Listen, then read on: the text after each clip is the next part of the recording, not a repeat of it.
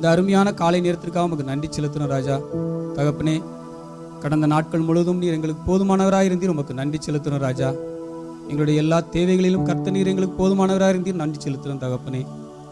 நாங்கள் சோர்ந்து போயிருந்த நேரங்களிலெல்லாம் தகப்பன் நீர் எங்களோடு கூட இருப்பதை நீர் எங்களுக்கு உணர்த்தினீர், உமக்கு நன்றி செலுத்துகிறோம் ராஜா. நன்றியோடு உம்மை துதிக்கிறோம் தகப்பனே.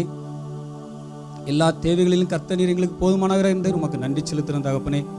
கர்த்தாவே, நாங்கள் வாகனங்களை ஓட்டும் பொழுதும் வரும் பொழுதும் கர்த்தர் எங்களோடு கூட இருந்தீர், உமக்கு நன்றி செலுத்துகிறோம் ராஜா. உம்முடைய பாதுகாப்பை நாங்கள் உணர்ந்ததை கர்த்தாவே நீர் உணர்ந்து நாங்கள் உணர்ந்ததை கர்த்தர் நீர் அறிவீர், உமக்கு நன்றி செலுத்துகிறோம் ராஜா. உம்முடைய கிருபையும் வழிநடத்தல் எங்களோடு கூட இருப்பதை கர்த்தர் நீர் உறுதிப்படுத்துவீர், உமக்கு நன்றி செலுத்துகிறோம் ராஜா. நன்றியோடு உம்மை துதிக்கிறோம் தகப்பனே, ஸ்தோத்திரிக்கிறோம் ராஜா. 2024 ஆண்டு முழுவதும் கர்த்தர் நீர் எங்களுக்கு போதுமானவராக இருந்தீர், உமக்கு நன்றி செலுத்துகிறோம் ராஜா. இந்த புதிய ஆண்டிலும் நாங்கள் கர்த்தாவே இந்த புதிய ஆண்டை காண கர்த்தர் கிருபை பாராட்டினீர், உமக்கு நன்றி செலுத்துகிறோம் ராஜா. கர்த்தாவே, இந்த புதிய ஆண்டிலும் தகப்பனே எத்தனையோ எதிர்பார்ப்புகள், எத்தனையோ ஏக்கங்கள் எங்களுக்கு இருக்கலாம் தகப்பனே. கர்த்தர் நீர் உம்முடைய சமூகத்திலிருந்து கர்த்தாவே உம்முடைய கிருபையின் நிமித்தம் உம்முடைய ஆசீர்வாத நிமித்தம் எங்களை நிரப்பப்பதற்காக உமக்கு நன்றி செலுத்துகிறோம் ராஜா. நன்றியோடு உம்மை துதிக்கிறோம், ஸ்தோத்திரிக்கிறோம் ராஜா. இந்த நாளுக்காக உமக்கு நன்றி செலுத்துகிறோம் தகப்பனே. இந்த ஓய்வு நாளின் தகப்பனே, இந்த ஆலயத்திற்கு தகப்பனே ஆராதனைக்கு வந்து கொண்டிருப்பதற்கு விரைவாக வந்து கலந்து கொள்ள கர்த்தர் உதவி செய்யும் ராஜா. இந்த ஆலயத்தின் முழு ஆராதனை நீர் பொறுப்படுத்திக் கொள்ளும் தகப்பனே.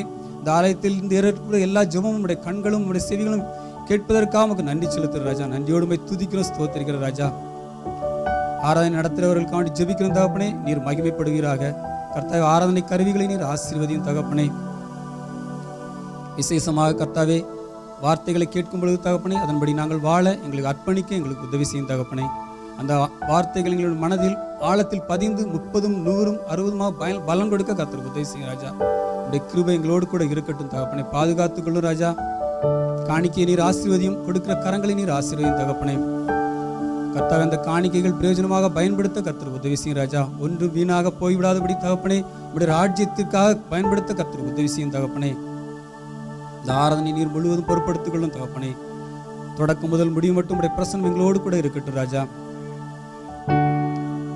பாதுகாத்துக் கொள்ளும் ராஜா. உடைய கிருபைக்குள் மூடி மறைத்துக் கொள்ளும். எல்லா துதி கன மகிமை எல்லாவற்றையும் செலுத்துகிறோம். மீட்பர் இயேசுவின் மூலம் ஜெபங்கள் எங்கள் ஜீவனுள்ள நல்ல பிதாவே. வெறும் வாய்கள்னால இல்லை, உள்ளத்தின் ஆழத்துல இருந்து இந்த பாடல்கள் நம்ம பாட போறோம். அவர் நமக்கு செய்த எல்லா நன்மைகளையும் நினைத்து நம்மளுடைய உள்ளம் பொங்கி அவருக்கு நன்றி செலுத்த போறோம். இந்த பாடலை பாடும் பொழுது கூட அவர் செய்த எல்லா நன்மைகளையும் நம்ம நினைத்து பாடுவோம். கடந்த நாட்கள் எல்லாம் நம்மளை எப்படி கண்ணின் மணியை போல பாதுகாத்தார். அக்கினியில நம்ம நடந்தாலும் தண்ணீர நம்ம நடந்தாலும் எதுவும் நம்மளை சேதப்படுத்தாமல் இந்த இடத்துல அவர் நம்மளை நிறுத்தி இருக்கிறார். அதை நினைத்தவர்களாய் உள்ளத்தின் ஆழத்துல இருந்து சந்தோஷமாய் கரங்களை தட்டி உற்சாகத்தோடு இந்த பாடலை பாடுவோம்.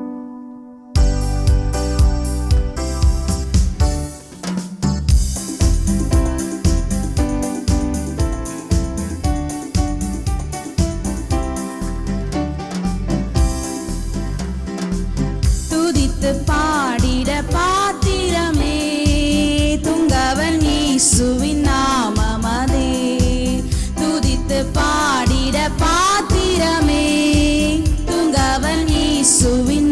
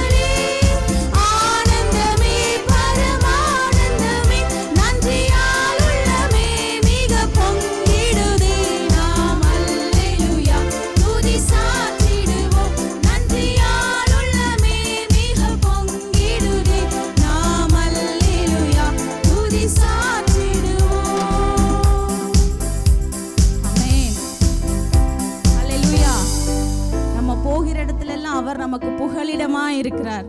அவரே நமக்கு புகலிடம், அவரே நமக்கு மறைவிடம், அவருடைய நாமமே நமக்கு புகலிடம். நம்ம போகிற பாதைகளில் சில நேரத்தில் எங்கேயாவது போய் ஒளிஞ்சிக்கலான்னு தோணும்ல, அப்போ அவருடைய நாமத்துக்குள்ளே நம்ம போய் ஒளிஞ்சிக்க முடியும். ஏன்னா அது நமக்கு மறைவிடமாக இருக்குது. அவருடைய செட்டைகளுக்கு கீழே நம்ம மறைந்து ஆபத்து நாளில் அவருடைய செட்டைகளுக்குள்ளே நம்மளை வைத்து கண்மலையின் மேல் உயர்த்துகிற தேவன். அப்பா உமக்கு நன்றி. அடுத்த பாடல பாடும் பொழுது கூட கர்த்தருடைய நாமம் என்னுடைய புகலிடம்னு சொல்லி பாட போகிறோம். அவருடைய நாமமே நமக்கு புகலிடம்.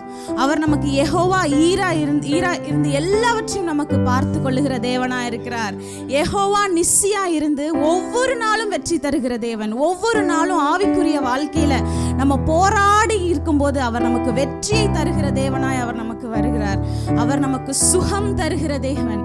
யெகோவா ரஃபா, சுகம் தருகிற தேவன். இந்த நாளில் இந்த பாடலில் நம்ம பாடும் பொழுது கூட ஒருவேளை தேவைகளில் நம்ம இருந்தோம்னா நீங்கள் பார்த்துப்பீங்கப்பா நாங்கள் கலங்க மாட்டோம்னு சொல்லி பாட போகிறோம். இல்லை எனக்கு இந்த இடத்துல எனக்கு சுகம் வேணும் அப்படின்னு நினச்சிங்கன்னா, அப்பா நீங்கள் யெகோவா ரஃபா, நீங்கள் சுகம் தருகிற தேவன், நான் கலங்க மாட்டேன், நான் உண்மை ஸ்தோத்தரிப்பேன்னு சொல்லி பாட போகிறோம். மட்டும் இல்லை, என்னை கூடவே நீங்கள் இருக்க போகிறீங்க. நான் இந்த பாதையில் எப்படி போக போகிறேன்னு நம்ம நினச்சோன்னா, யெகோவா ஷம்மாவாய், அவர் நம்ம கூடவே இருந்து நம்மளை பாதுகாக்கிற தேவன். இல்லை ஒரு குழப்பமான சூழ்நிலையா இருந்தா அவர் யெகோவா ஷாலோம், நமக்கு சமாதானத்தை கொடுக்கிற தேவன். இந்த பாடல பாடும் பொழுது ஒவ்வொருவரும் உணர்ந்தவர்களாய் உள்ளத்தின் ஆழத்துல இருந்து அவருடைய நாமத்தை தான் நம்ம சொல்லி பிரஸ்தாபப்படுத்த வந்திருக்கிறோம். அவருடைய நாமத்தை பிரஸ்தாபப்படுத்துகிற எந்த இடத்திலும் வந்து நம்மளை ஆசீர்வதிக்கிற தேவன். அவர் ஏற்கனவே இந்த இடத்துல நம்மை ஆசீர்வதிக்கும்படியா இந்த இடத்துல சுற்றி திரிகிறார். இந்த நாளில் கூட உற்சாகமாய் உள்ளத்தின் ஆழத்துல இருந்து இந்த பாடலை நம்ம பாடுவோம்.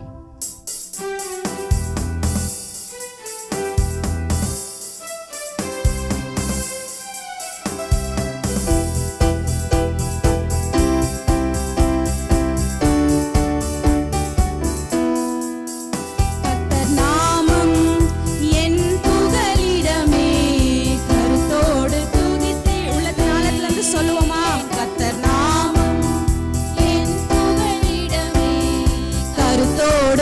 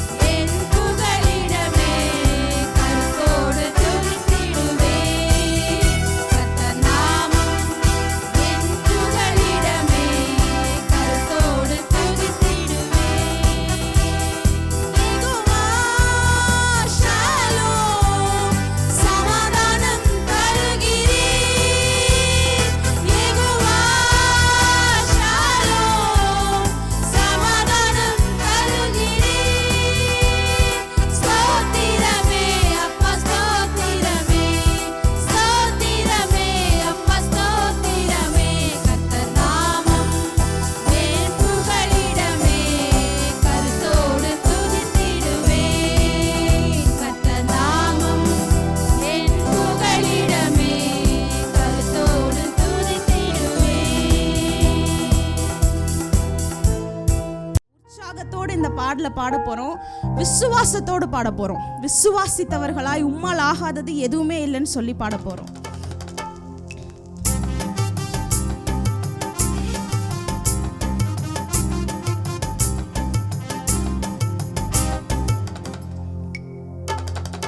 ஆகாதது எதுவும் இல்ல, உம்மால் ஆகாதது எதுவும் சொல்லுவோமா? ஆகாதது எதுவும் இல்ல, உம்மால் ஆகாதது எதுவும் இல்ல. அகிலம் அனைத்தையும் உண்டாக்கி ஆளுகின்றீர், அகிலம் அனைத்தையும் உண்டாக்கி ஆளுகின்றீர். ஆகாதது எதுவும் இல்ல, உம்மால் ஆகாதது எதுவும் இல்ல. ஆகாதது எதுவும் இல்ல, உம்மால் ஆகாதது எதுவும் இல்ல. துதி செய்ய தொடங்கியதும் எதிரிகள் தங்களுக்குள் வெட்டுண்டு மடிய செய்தீர். துதி செய்ய தொடங்கியதும் எதிரிகள் தங்களுக்குள் வெட்டுண்டு மடிய செய்தீர். சொல்லுவோம். உம்மாலாகும் எல்லாமாகும், உம்மாலாகும் எல்லாமாகும். ஆகாதது எதுவும் இல்ல, உம்மால் ஆகாதது எதுவும் இல்ல. ஆகாதது எதுவும் இல்ல, உம்மால் ஆகாதது எதுவும் இல்ல. அலங்கார வாசலிலே அலங்கோல முடவன் நடந்தானே இயேசு நாமத்தில். அலங்கார வாசலிலே அலங்கோல முடவன் அன்று நடந்தானே இயேசு நாமத்தில். உம்மாலாகும் எல்லாம் நாளத்திலிருந்து சொல்லுவோம். உம்மாலாகும்பா எல்லாம் ஆகும். ஆகாதது எதுவும் இல்ல, உம்மால் ஆகாதது எதுவும் இல்ல. ஆகாதது எதுவும் இல்ல, உம்மால் ஆகாதது எதுவும் இல்ல. கோளும் கையுமாக பிழைக்க சென்றார் யாக்கோபு, பெருக செய்தீர் பெருங்கூட்டமாய். கோளும் கையுமாக பிழைக்க சென்றார் யாக்கோபு, பெருக செய்தீர் பெருங்கூட்டமாய். உம்மாலாகும் எல்லாமாகும், உம்மாலாகும் எல்லாமாகும். ஆகாதது எதுவும் இல்ல, உம்மால் ஆகாதது எதுவும் இல்ல. ஆகாதது எதுவும் இல்ல, உம்மால் ஆகாதது எதுவும் இல்ல. கண்ணீரை கண்டதாலே கல்லறைக்கு சென்றவனை கரம் பிடித்து தூக்கி விட்டீர். கண்ணீரை கண்டதாலே கல்லறைக்கு சென்றவனை கரம் பிடித்து தூக்கி விட்டீர். உம்மாலாகும் எல்லாமாகும், உம்மாலாகும் எல்லாமாகும். ஆகாதது எதுவும் இல்ல, உம்மால் ஆகாதது எதுவும் இல்ல. ஆகாதது எதுவும் இல்ல, உம்மால் ஆகாதது எதுவும் இல்ல. ஈசாக்கு ஜெபித்ததாலே ரெபெக்காள் கருவுற்று இரட்டையர்கள் பெற்றெடுத்தாளே. ஈசாக்கு ஜெபித்ததாலே ரெபெக்காள் கருவுற்று இரட்டையர்கள் பெற்றெடுத்தாளே. உம்மாலாகும் எல்லாமாகும், உம்மாலாகும் எல்லாமாகும். ஆகாதது எதுவும் இல்ல, உம்மால் ஆகாதது எது சொல்லுவோம் இல்ல. ஆகாதது எதுவும் இல்ல, உம்மால் ஆகாதது எதுவும் இல்ல. ஆகாதது எதுவும் இல்ல, சொல்லுவோம். ஆகாதது ஒன்றும் இல்லப்பா.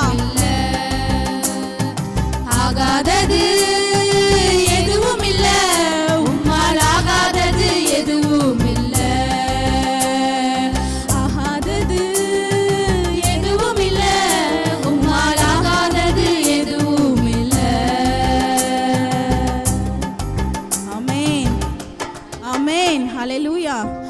அவரால் ஆகாதது எதுவுமே இல்லை.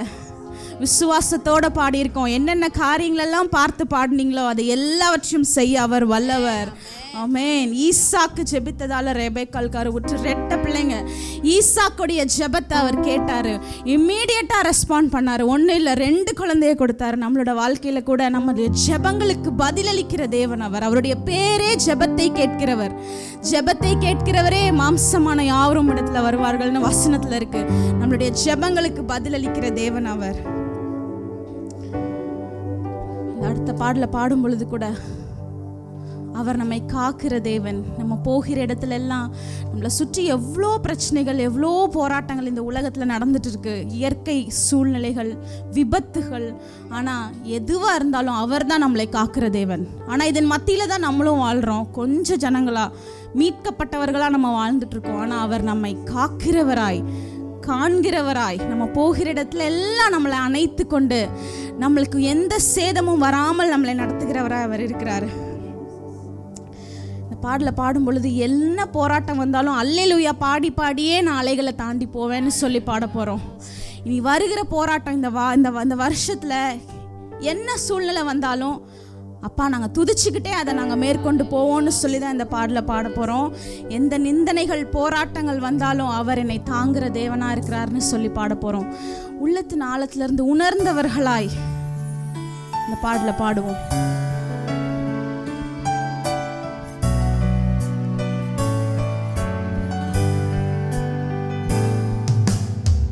காக்கும் கரங்கள் உண்டனக்கு காத்திடுவார் கிருபையாலே. காக்கும் கரங்கள் உண்டனக்கு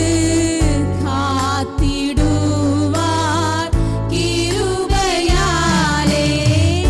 அல்லேலூயா பாடி பாடி அலைகள்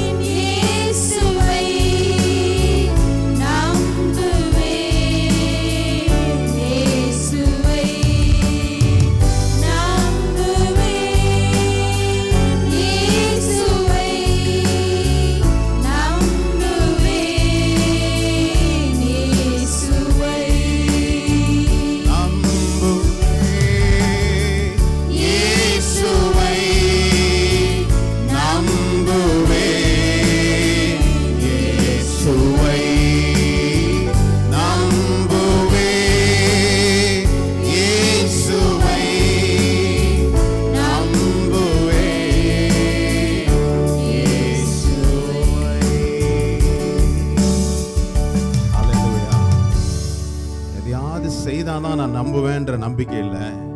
எதுவுமே செய்யலைன்னா கூட அவர் தேவனா இருக்கிறார். எத்தனை பேர் நம்புறீங்க? எனக்கு ஏதோ ஒரு காரியத்தை செய்தால்தான் அவரை நம்புவேன் அப்படின்னு இல்லை. எனக்கு எது நல்லது என்பதை கர்த்தர் அறிந்திருக்கிறார்.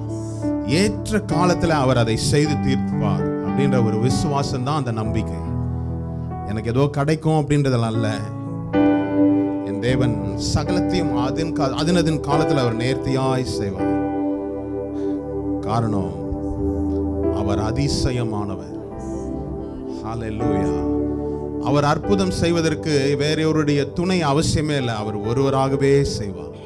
உங்களுடைய வாழ்க்கையில ஒருவேளை இந்த காரியம் எப்படி நடக்கும், இதற்கு அநேக பொருளாதாரம் எனக்கு தேவையே, பணபலன் வேணுமே, அநேக ஆள் பலன் எனக்கு வேணுமே, கர்த்தரே அதை உங்களுக்காக செய்வார். ஹல்லேலூயா. இது எப்படி நடக்கும்னு தெரியாது இருக்கிற சூழ்நிலையிலும் கூட அவர் ஒரே தனி நபராய், கடந்த வாரம் பார்த்தோம், நீ ஒருவனாய் இந்த சேனையை முறியடிப்ப. ஹல்லேலூயா. அன்று செய்த தேவன் அவர் இன்றும் செய்ய அவர் வல்லவராக இருக்கிறார். அதை அறிந்தவர்களாய் இந்த பாடலை பாடும்போது என்னென்ன காரியங்கள் உங்களுடைய வாழ்க்கையில நீங்க எதிர்பார்த்து காத்திருக்கிறீங்களோ அந்த காரியங்கள் எல்லாம் கர்த்தரே வாய்க்கு செய்வார். ஹல்லேலூயா.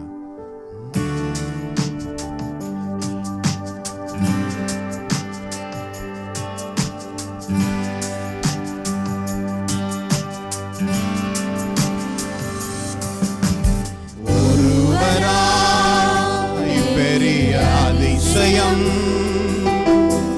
செய்பவர் நீர்தானே செய்யா.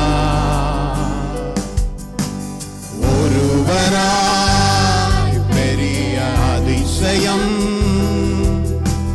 செய்பவர் நீர்தானே செய்யா. இந்த நாளில் செய்யுமே, இறங்கி வந்து செய்யுமே. இந்த நாளில் செய்யுமே, இறங்கி வந்து செய்யுமே. ஒரு அற்புதம் நாங்கள் காண செய்யுமே. ஒரு அற்புதம் நாங்கள் காண செய்யுமே. ஒருவரா பெரிய அதிசயம் செய்பவர் நீதானே செய்யா. ஒருவராய் பெரிய அதிசயம் செய்பவர் நீதானே செய்யா. இந்த நாளில் செய்யுமே, இறங்கி வந்து செய்யுமே. இந்த நாளில் செய்யுமே, இறங்கி வந்து செய்யுமே. ஒரு அற்புதம் நாங்கள் காண செய்யுமே. ஒரு அற்புதம் நாங்கள் காண செய்யுமே. ஹல்லேலூயா. ஹல்லேலூயா. ஹல்லேலூயா.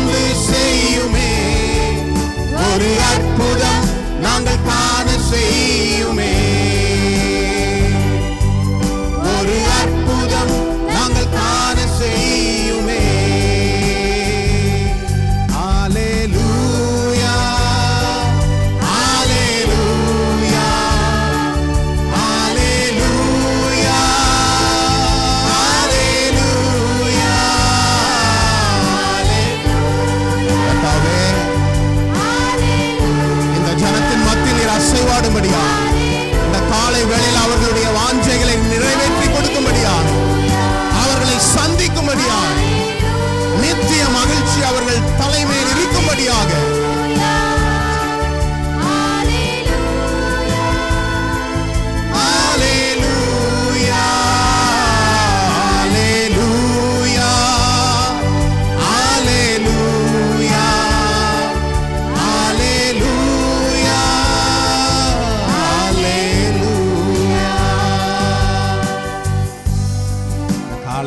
ராஜா, உம்முடைய ஜனங்களை நீர் சந்திக்க வாஞ்சையா இருக்கிறீர் அப்பா.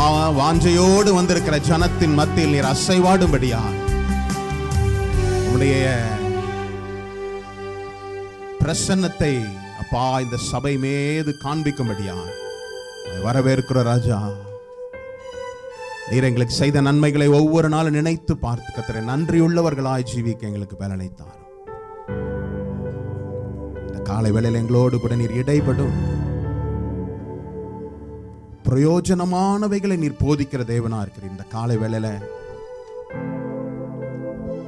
தாவீது சொன்னதுபடி கர்த்தாவே, உம்முடைய நல்ல ஆவி எங்களை சுவையான பாதையில் நடத்தும். நீரே என் தேவன் என்று சொன்னார் கர்த்தாவே. எங்களுக்கு வேற எந்த தேவர்களும் உண்டாயிருக்க வேண்டாம் கர்த்தாவே. உலகத்தின் மாயையோ அதில் நாங்கள் சிக்கொண்டு போகாதபடி கர்த்தாவே உம்முடைய அன்பில் நாங்கள் நிலைத்து நிற்க இந்த காலை வேளையில ராஜா எங்களோடு கூட நீர் இடைப்படும், பேசும், எங்களை நடத்தும், எங்களை விசாரியும்.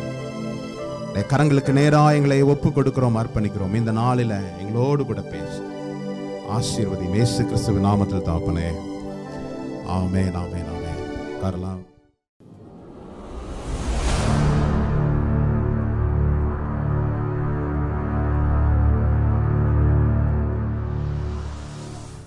இந்த 2025ஆம் ஆண்டுல கர்த்தர் நமக்கு கொடுத்த வார்த்தை என்ன என்பதை நான் மறுபடியும் உங்களுக்கு நினைப்பூட்ட வாஞ்சிக்கிறேன். ஏசாயா 35ஆம் அதிகாரத்தின் 10ஆம் வசனம்ல, கர்த்தரால் மீட்கப்பட்டவர்கள் திரும்பி ஆனந்த களிப்புடன் பாடி சியோனுக்கு வருவார்கள். நித்திய மகிழ்ச்சி அவர்கள் தலையின் மேல் இருக்கும். ஹல்லேலூயா. சந்தோஷமும் மகிழ்ச்சியும் அடைவார்கள், சஞ்சலமும் தவிப்பும் ஓடிப்போம். ஹல்லேலூயா. இந்த வார்த்தையை மீண்டும் மீண்டும் நான் ஒருவேளை சொல்லிக்கிட்டே இருப்பதனுடைய காரணம், இந்த சபையில் ஒரு சிலராய் அல்ல, அனைவரும் நித்திய மகிழ்ச்சி என்ன என்பதை அனுபவிக்க கூடிய வருடமாய் இது மாறணும். கர்த்தரால் மீட்கப்பட்டவர்கள் திரும்பி ஆனந்த களிப்புடன் பாடி சியோனுக்கு வருவார்கள். நித்திய மகிழ்ச்சி அவர்களின் தலைமையில் இருக்கும். சந்தோஷமும் மகிழ்ச்சியும் அடைவார்கள், சஞ்சலமும் தவிப்பும் ஓடி போகும். உங்களை அச்சுறுத்துகிற காரியங்களை பார்த்து நீங்க பேச வேண்டிய காரியம், நீ ஓடி போக வேண்டியவன். என்னை அச்சுறுத்துவதற்கு உனக்கு எந்த அதிகாரமும் இல்லை. நான் மீட்கப்பட்டவன், நான் மீட்கப்பட்டவள் என்ற உணர்வு எனக்குள்ள இருந்தாதான் இந்த வார்த்தைகளை பேச முடியும். இந்த உலகத்தில் நடக்கின்ற சம்பவங்கள் ஒவ்வொன்றும் நிலையில்லாதது என்பதை நாம் ஒவ்வொரு நாளும் அறிந்து கொண்டிருக்கிறோம். எங்களுடைய ஸ்டேட் ரொம்ப ஸ்ட்ராங், ரொம்ப பலசாலியான ஸ்டேட் என்று சொல்லிக் கொண்டிருக்கிறது எல்லாம் என்னது? ஆமா, அழிந்து கொண்டிருக்கிறதுல. இந்த இடத்துக்கு போயிட்டா நான் செட்டில் ஆயிட்டேன் அப்படின்னு நினைக்கின்ற இடங்கள்லாம் இன்னைக்கு என்ன இல்லை, ஒரே ஒரு இடம் தான் நமக்கு செட்டில்மெண்ட். எங்க? தேவனுடைய பிரசன்னத்துல தான். கர்த்தருடைய கரம் மட்டும்தான் நம்ம என்ன செய்யும்? பாதுகாக்கும். தேவனுடைய பிரசன்னம் மாத்திரம்தான் எல்லாவித தீங்குக்கும் என்னை விலக்கி காக்கும். போன வாரம் பார்த்து the remnant னா என்னது? The remnant of the Lord shall return to Zion with singing. Everlasting joy upon their heads. They obtain joy and gladness. Sorrows and sighs shall flee away. Hallelujah. இந்த வார்த்தை எத்தனை பேர் உண்மையிலே ஆவியில் உள்வாங்கிக் கொண்டீர்கள் என்று தெரியல. நான் உண்மையிலே சொல்றேன், இந்த வார்த்தை என்னை சுற்றி விரோதமான காரியங்கள் நடந்தாலும் கூட நித்திய மகிழ்ச்சி என் தலைமையில் இருப்பதனால அதெல்லாம் பார்த்து நான் என்ன செய்ய முடியுது? சிரிக்க முடியுது. Of course, ஒரு பிரச்சனையின் கடந்து போகும்போது அந்த தாக்கம் எனக்கு இருக்கும். இந்த உலகத்தில் இருக்கிற வரையும் நான் எப்படி இந்த உலகத்தை ஜெயிச்சேனே அதே போல நீங்கள் என்ன செய்யணும்? எப்படி ஒரு மனுஷன் ஜெயிக்க முடியும்? பிரச்சனையே இல்ல, போட்டியே இல்லைன்னா ஜெயிக்க முடியுமா? ஹல்லேலூயா. எத்தனை பேர் ஜெயிக்க விரும்புறீங்க? அப்ப போட்டி கண்டிப்பா உண்டு. போட்டி இல்லாம ஜெயம் கிடையாது. பிரச்சனை இல்லாம நம்ம பாடணும்ல, அவர் ஜெயக்கொடியா இருக்கிறார். ஆரம்ப ஜெபத்துல பார்த்தோம், எனக்கு வெற்றி கொடி கொடு, எனக்கு எப்பொழுதும் வெற்றியை கொடுக்கிறார். எப்பொழுது வெற்றியை கொடுக்க முடியும்? ஒரு சேலஞ்சை நான் எடுத்துக்கும் போது தான் என்ன செய்ய முடியும். வெற்றி பெற்ற உங்களை எல்லாருக்கும் தெரியும், அப்படிதானே? கிரிக்கெட் டீம்ல வின் பண்ணா வின்னிங் டீம் எல்லாருக்கும், அதே போலதான் உங்களை வெற்றி சிறக்கின்ற தேவன் நீங்கள் யார் என்பதை உலகத்துக்கு என்ன செய்ய முடியும்? அடையாளம் காட்ட முடியும். சோர்ந்து போகாதீங்க. ஏன்னா வேதம் சொல்லுகிற நித்திய மகிழ்ச்சி உங்கள் தலைமேல் இருக்கும். Everlasting Joy upon my head. என்னை சுற்றி நடக்கின்ற காரியங்கள் எல்லாம் என்னை வேதனைப்படுத்தக்கூடிய காரியங்களா, சம்பவங்களா இருக்கலாம். ஆனால் இதன் மத்தியிலும் என்னை ஜெயம் கொள்ளுகிறவர், முற்றிலும் ஜெயம் கொள்ள செய்கிறவர் என்பதை நாம் என்ன செய்யக்கூடாது? மறந்து போக கூடாது. சரி, போன வாரம் யாரு ரெமனன்ட், மீட்கப்பட்டவர்கள் யார் என்பதை குறித்து பார்த்தோம். இன்னைக்கு பாருங்க, அதனுடைய தொடர்ச்சியாக இந்த ஏசாயா 35:10 நம்ம பார்த்தோம். ஆனந்த களிப்புடன் பாடி சீயோனுக்கு வருவார்கள். சீயோன் தேவனுடைய நகரம், பரிசுத்த நகரம் என்பதை குறித்து நாம நல்லா பார்த்தோம். பரிசுத்த நகரம் என்பது தேவனுடைய நகரம், சீயோனை குறித்து சொல்லப்பட்ட வார்த்தை. அப்போ அவர்கள் என்ன செய்றாங்க? மீட்கப்பட்டவர்கள், கர்த்தரால் மீட்கப்பட்ட ஜனம் திரும்பி ஆனந்த களிப்புடன் பாடி சீயோனுக்கு வரணும். ஹல்லேலூயா. சீயோனுக்கு வர நீங்க ஆயத்தமா இருக்கிறீங்களா? ஹல்லேலூயா. பரிசுத்த நகரம், பரிசுத்த நகரத்திற்கு நேராய் நீங்க வருவதற்கு கர்த்தருடைய சித்தமாய் இருக்கிறது. பாருங்க, திருப்பிக் கொள்வோம். உபதியா 17ஆம் வசனம். ஆனாலும் சீயோன் பர்வதத்திலே தப்பியிருப்போர் உண்டு, அவர்கள் பரிசுத்தமாயிருப்பார்கள். யாக்கோபின் வம்சத்தார் தங்களுடைய சுதந்திரங்களை சுதந்திரித்துக் கொள்வார்கள். ஹல்லேலூயா. ஆனாலும் சீயோன் பர்வதத்திலே தப்பியிருப்பார் உண்டு, அவர்கள் பரிசுத்தமாயிருப்பார்கள். யாக்கோபின் வம்சத்தார் தங்கள் சுதந்திரங்களை சுதந்தரிப்பார்கள். இது தமிழ்ல படிக்கும் போது என்ன ரொம்ப ஒரு ஸ்ட்ராங்கா இல்ல. ஆங்கிலத்தில் எப்படி தெரியுமா இருக்குது? Upon Mount Zion there shall be deliverance, there shall be holiness, the house of Jacob shall possess all possessions. Hallelujah. உங்கள் சுதந்திரங்களை சுதந்தரிப்பீர்கள். இந்த காலை வேளையில உங்களை பார்த்து சொல்றேன், கர்த்தர் உங்களுக்கு கொடுத்த சுதந்திரமாய் கொடுத்த ஒவ்வொன்றையும் நீங்க என்ன செய்வீங்க? சுதந்தரிப்பீர்கள். ஹல்லேலூயா. இதுதான் சீனாய் மலையில நடக்குது, இதுதான் சீயோன்ல நடக்குது. ஹல்லேலூயா. மீட்கப்பட்டவர்கள் திரும்பி ஆனந்த களிப்புடன் பாடி சீயோனுக்கு வருவார்கள். சீயோன்ல என்ன நடக்குது? Upon Mount Zion there shall be a deliverance. தப்பி செய்யும்படி கர்த்தர் உங்களுக்கு என்ன செய்வார்? அநேக காரியங்களில் சிக்குண்டவர்களாய், இல்ல எனக்கு ஒரு விடுதலை கிடைக்காதா, எனக்கு ஒரு விடுவிப்பார் இல்லையான்னு சொல்லி நீங்க யோசிக்கின்ற இந்த நாளில கர்த்தர் உங்களுக்கு சொல்றார், தப்ப செய்கிற தேவனா இருக்கிறார். உங்களை தப்ப விடுவிக்கின்ற தேவனா இருக்கிறார். Upon Mount Zion there shall be deliverance and there shall be holiness. Hallelujah. விடுவித்த உங்களை கர்த்தர் பரிசுத்தத்திற்கு நேரா என்ன செய்றாரு? கொண்டு போறார். நம்ம அததான் ஏசாயா 35:8 முதல் 10 வரை நம்ம பார்த்தோம்ல. அந்த பாதை, அந்த பெரும் பாதை என்கின்ற வழி பரிசுத்த வழி.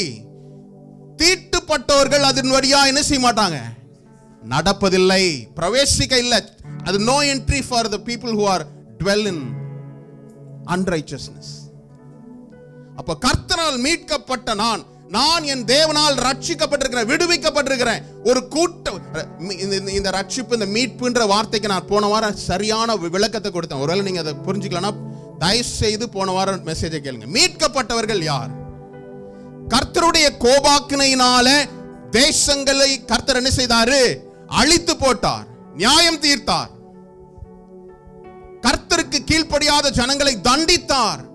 அந்த ஒரு கூட்ட ஜனத்திலிருந்து மீதமுள்ள ஜனங்களை மீட்டெடுத்து அவருடைய ஆசீர்வாதத்திற்கு நேரா என்ன செய்றார்? மறுபடியும் கொண்டு போறார். அதுதான் மீட்கப்பட்டவர்கள்.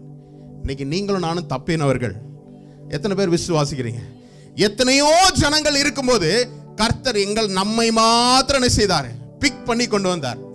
நம்மை விட பலசாலிகள், நம்மை விட அறிவு கூர்மையாய் உள்ளவர்கள், நம்மை விட பின்னணியும் பயங்கரமா இருக்கிறவங்களை காட்டிலும் கர்த்தர் உங்களை என்ன செய்திருக்கிறாரு? உயர் ஸ்தலங்களில் ஏறி வர செய்திருக்கிறார். ஹல்லேலூயா. மான்களின் கால்களை போல என்ன செய்திருக்கிறார்? மாற்றி இருக்கிறார். இந்த காலை வேளையில ஒன்று சொல்றேன், இந்த வாரத்துல, இந்த மாதத்துல கர்த்தர் உங்களுக்கு நியமித்த காரியங்களை எல்லாம் நீங்க என்ன செய்வீங்க? சுதந்தரித்துக் கொள்வீர்கள். ஹல்லேலூயா. ஏதோ ஒரு காரியம் அல்ல, எனக்கு உரித்த காரியத்தை, கர்த்தர் எனக்கு வைத்திருக்கிற காரியத்தை, அப்படிதான் சொல்லப்பட்டிருக்கு. பாருங்களேன், என்ன சொல்லப்பட்டிருக்கு வார்த்தையை கேளுங்க.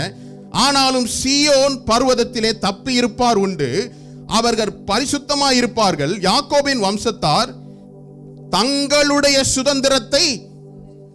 ஹல்லேலூயா. எது தங்களுடைய சுதந்திரம்? எதெல்லாம் தேவன் அவர்களுக்கு வாக்குத்தத்தம் பண்ணாரோ, எதெல்லாம் தேவன் அவர்களுக்கு வெளிப்படுத்தி இருக்கிறாரோ, அவைகளை எல்லாம் என்ன செய்ய முடியும்?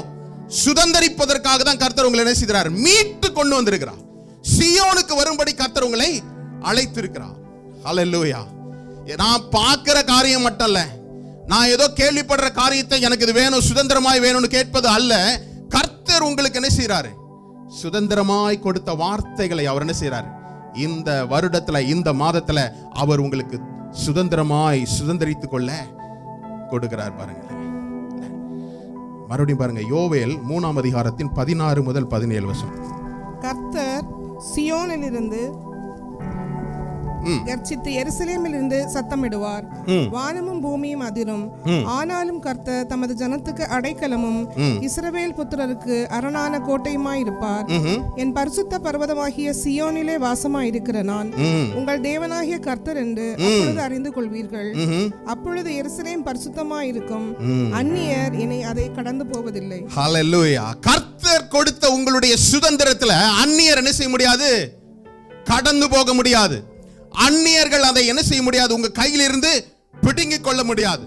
உங்களுடைய சம்பாத்தியமானாலும் சரி, உங்களுடைய சுகமானாலும் சரி, ஆவிக்குரிய வாழ்க்கையானாலும் சரி, அந்நியன் அதை என்ன செய்ய முடியாது. நம்ம அநேக நேரம் சொல்றோம், வேதத்தை படிக்கணும் தான் நினைக்கிறேன், அங்க போனோன்னா பெரிய வேலை எனக்கு வந்துருச்சு, வேதத்தை படிக்கிறது என்னால முடியல. இந்த சாக்குக்கே கிடையாது. அந்நியர் ஒருபோதும் உங்களுடைய சுதந்திரத்தை என்ன செய்ய முடியாது. சுதந்திரம் என்பது ஒருவேளை ஒரு பொருள் சார்ந்த காரியத்தை மாத்திரம் உங்க கண்கள் பார்க்க கூடாது. ஒரு பொருள் உள்ள மெட்டீரியலிஸ்டிக்கா மாத்திரம் நான் அப்ரோச் பண்ணுவனா இருந்தா என்னுடைய தரிசனம் ரொம்ப குறுகியதா இருக்கும். ஹல்லேலூயா. சுதந்திரம், கர்த்தர் உங்களை குறித்து ஒரு நோக்கத்தோடு கூட இந்த தேசத்துல அழைத்திருக்கலாம், இல்ல உங்களை மீட்டு எடுத்திருக்கலாம். உங்களை குறித்து செய்ய வேண்டிய காரியங்களை அவர் உங்களுக்கு வெளிப்படுத்தும் போது அதுதான் உங்களுக்கு கர்த்தர் கொடுத்திருக்கிற சுதந்திரம். அதை கட்டாயம் நீங்க பெறணும்ன்றதான் அவருடைய சித்தமா இருக்குது.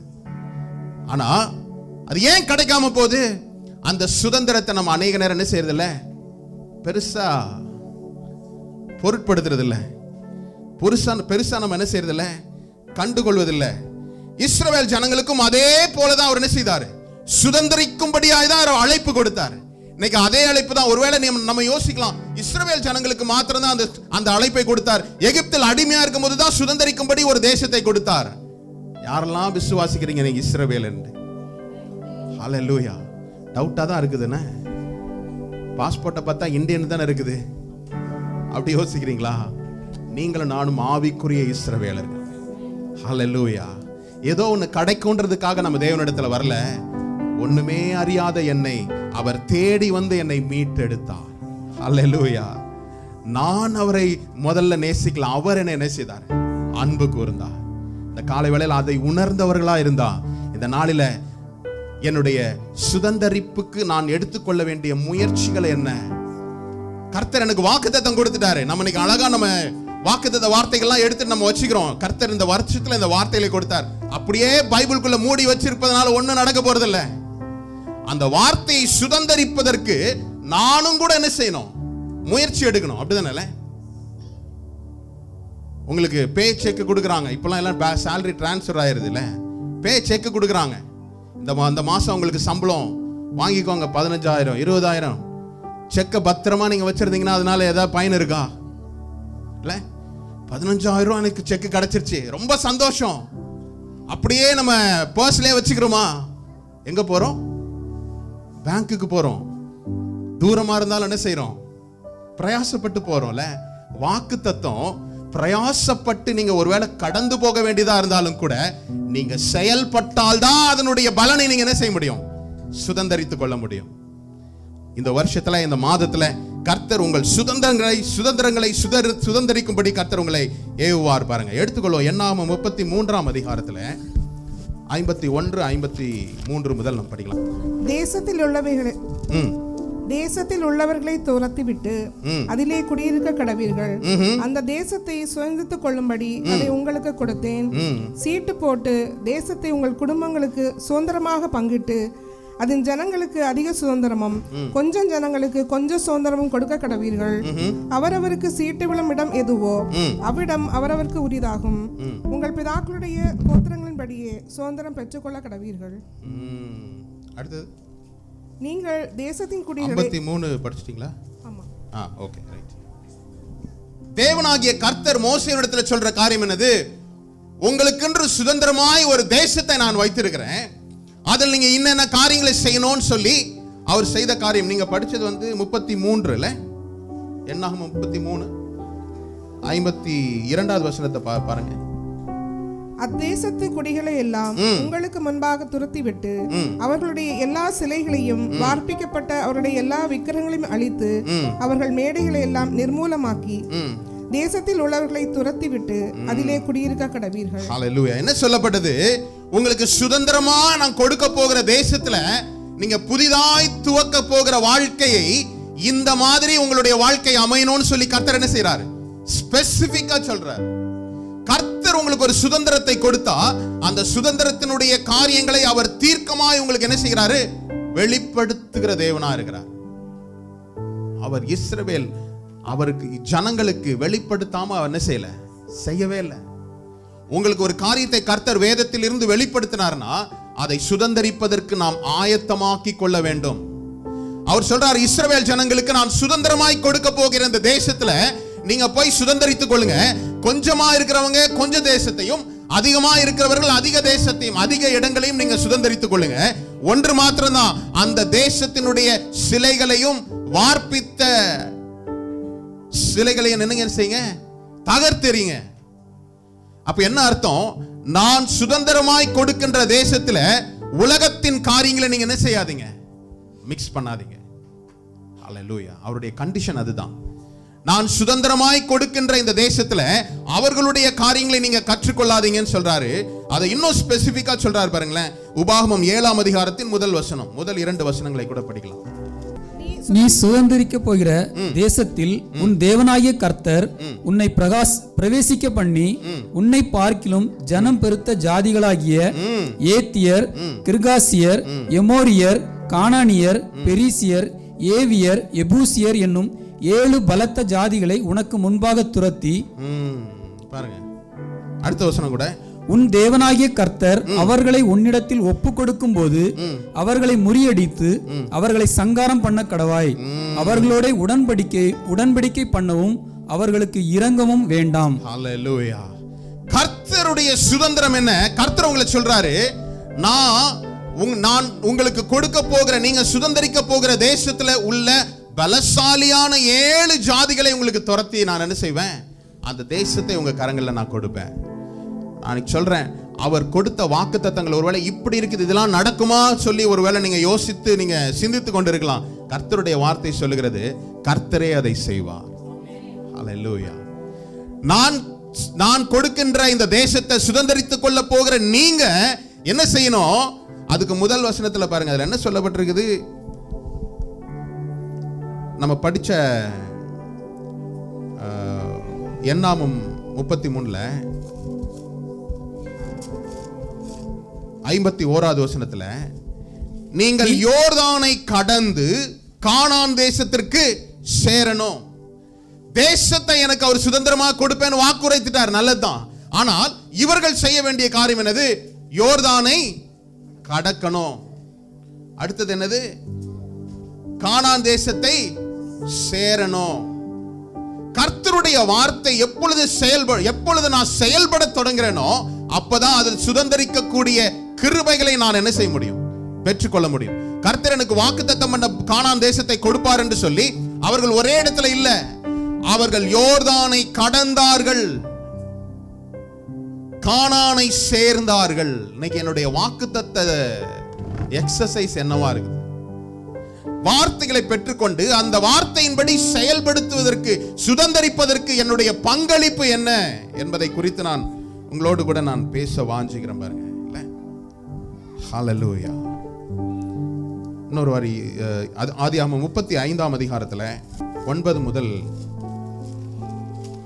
13ஆம் வசனங்களை நீங்க வாசிக்கலாம். யாக்கோபு பதான் அராமிலிருந்து வந்த பின்பு தேவன் அவனுக்கு மறுபடியும் தரிசனமாகி அவனை ஆசீர்வதித்து, இப்பொழுது உன் பேர் யாக்கோபு, இனி உன் பேர் யாக்கோபு எனப்படாமல் இஸ்ரவேல் என்று உனக்கு பெயர் வழங்கும் என்று சொல்லி அவனுக்கு இஸ்ரவேல் என்று பெயரிட்டார்.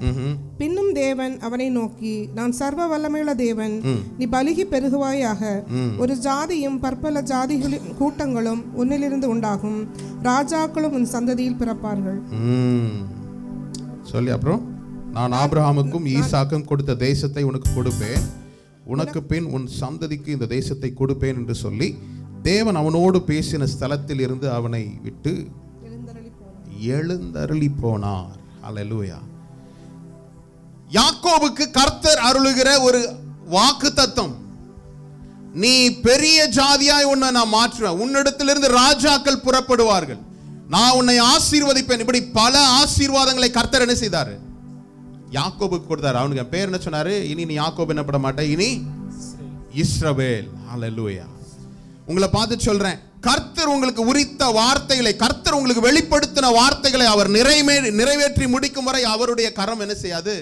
ஓயாது. உங்கள் சுதந்திரங்களை சுதந்தரிப்பீர்கள். ஹல்லேலூயா. இன்னொரு காரியம் பாருங்க, எதற்காக பூமியில் அந்த நாட்களிலும் அநேக வம்சங்கள் இருந்தது இல்ல? நாம் பார்த்தோம், upon Mount Zion there shall be deliverance, there shall be holiness, the house of Jacob shall possess all the possessions. யாக்கோபின் வம்சம் அவர்களுடைய சுதந்திரங்களை சுதந்தரிப்பார்கள். அநேக வம்சங்கள் அந்த நாட்களில் வாழ்ந்து கொண்டுதான் இருந்தது. யாக்கோபின் வம்சம் மாத்திரமா இருந்ததா? இல்ல, பூமியில் அநேக ஜாதிகள், அநேக வம்சங்கள் இருந்தது. ஆனா ஒரு வம்சத்தை கர்த்தர் என்ன செய்தார்? தெரிந்து கொண்டார். ஹல்லேலூயா. இன்னைக்கு உங்களை பார்த்து சொல்றேன், கர்த்தர் உங்களை அழைத்த அழைப்பிற்கு ஒரு முகாந்திரம் உண்டு. என்னை அழைத்ததற்கு ஒரு நோக்கம் உண்டு. அநேக வம்சங்கள் இருந்தாலும் கூட யாக்கோபின் வம்சம் அவர்களுடைய சுதந்திரத்தை சுதந்தரிப்பார்கள் என்று ஒபேதியா தீர்க்கன் மூலமா எத்தனையோ ஆண்டுகளுக்கு முன்பதாக, இவனுடைய காலங்களுக்கு முன்னாடியே என்ன செய்யப்பட்டது? எழுதப்பட்ட வார்த்தை. இன்னைக்கு உங்களை குறித்து நீங்கள் பிறப்பதற்கு முன்பதாக எழுதிய ஒவ்வொரு வாக்குத்தத்தங்களும் உங்கள் வாழ்க்கையில சுதந்தரிக்க கர்த்தர் பலனை தருவார். ஹல்லேலூயா. பாருங்க, அவன் சுதந்தரிப்பதற்கு கர்த்தர் அவனுக்கு பலனை கொடுத்தார். முதலாவது டெலிவரன்ஸ்ல விடுதலை. நம்முடைய வாழ்க்கையில கர்த்தருடைய விடுதலை அவசியம், பரிசுத்தம் அவசியம். அப்போதான் நம்மளுடைய சுதந்திரத்தை சுதந்தரிக்க முடியும். சரி, இந்த சுதந்திரத்தை யாக்கோபு எப்படி சுதந்தரித்தான்? அவனுடைய வாழ்க்கையில எளிதா எல்லாம் கிடைச்சதா? இல்ல. கர்த்தர் அவனை ஒரு பரம தரிசனத்துக்கு நேராய் அவனுடைய வாழ்க்கையை திருப்பினார். வேதம் சொல்லுகிறது, அவர் ஏசாவை தள்ளி யாக்கோபை தெரிந்து கொண்டார். இன்னைக்கு உங்களை பார்த்து சொல்றேன், உங்களுடைய வாழ்க்கையில, உங்களுடைய குடும்பத்தில் அநேகரை தள்ளி உங்களை தெரிந்து கொண்டார். தெரிந்து கொண்டதற்கு ஒரு நோக்கம் உண்டு. ஏன் என்னை கர்த்தர் தெரிந்து கொண்டார்?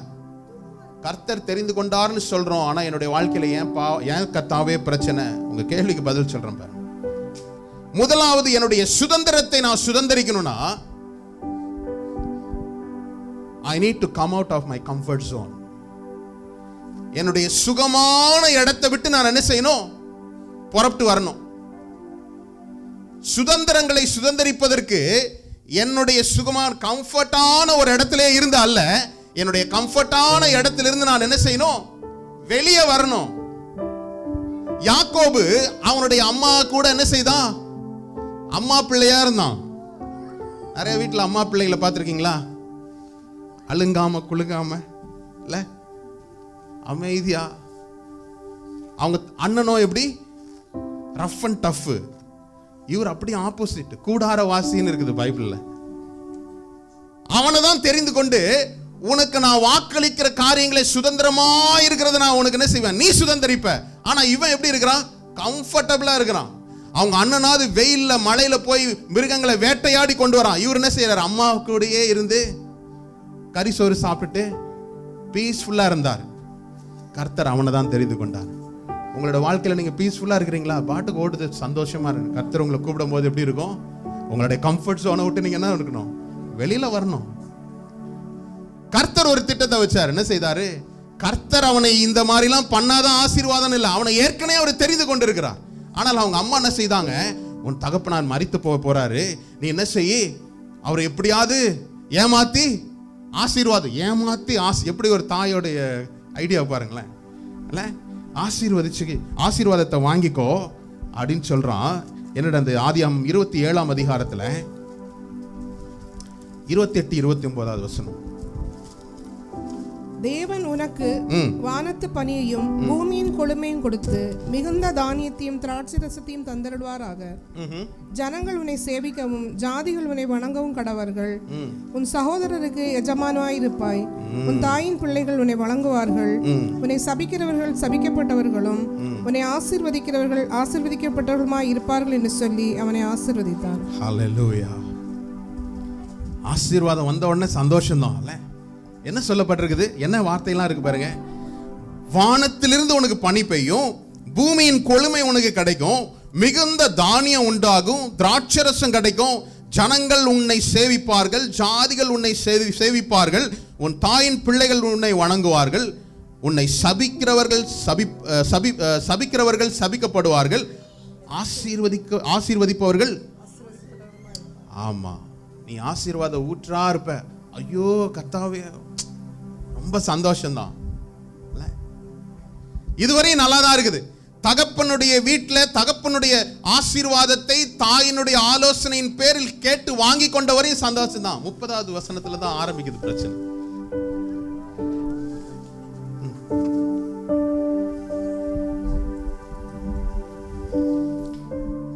ஈசாக்கு யாக்கோபை ஆசீர்வதித்து முடித்த போது யாக்கோபு தன் தகப்பனாகிய ஈசாக்கின் சமூகத்தை விட்டு புறப்பட்ட உடனே அவன் சகோதரனாகிய ஏசா வேட்டையாடி. ஆமா, எப்போ வாக்குத்தத்தம் உங்களுக்கு வருதோ, எப்போ கர்த்தர் சுதந்தரிக்க கூடிய காரியங்களை உங்களுக்கு வெளிப்படுத்துகிறாரோ, அதோட கூட என்ன ஒரு பின்னாடியே பிரச்சனையும் வரும். உங்களுடைய வாழ்க்கையில சவால்களும் எதிர்ப்புகளும் அதிகமா இருக்குதுன்னா, நீங்க சுதந்தரிக்க போகின்ற காரியங்கள் எங்க இருக்குது? பக்கத்துல தான் இருக்குது, பெருசா தான் இருக்குது. நான் பக்கத்துல தான் இருக்குதுன்னு உடனே, பாஸ்டர் நான் அநேக வருஷமா இதை நான் கடந்து போறேனே, சோர்ந்து போகாதீங்க, உங்களோடு கூட கர்த்தர் இருக்கிறார். ஹல்லேலூயா. ஏன் தெரியுமா? அவர் வாக்குத்தத்தத்தை கொடுத்துட்டு அவர் கடந்து போகிற தேவன் அல்ல. அந்த வாக்குத்தத்தம் நிறைவேறும் வரை உங்களோடு கூட இருந்து அதை செய்து முடிக்கும் வரை உங்களோடு கூட என்ன செய்வார்? இருக்கிற தேவனா இருக்கிறார். நீங்க ஒருவேளை யோசிக்கலாம், எனக்கு மட்டும் தானா, நான் மட்டும் தானா?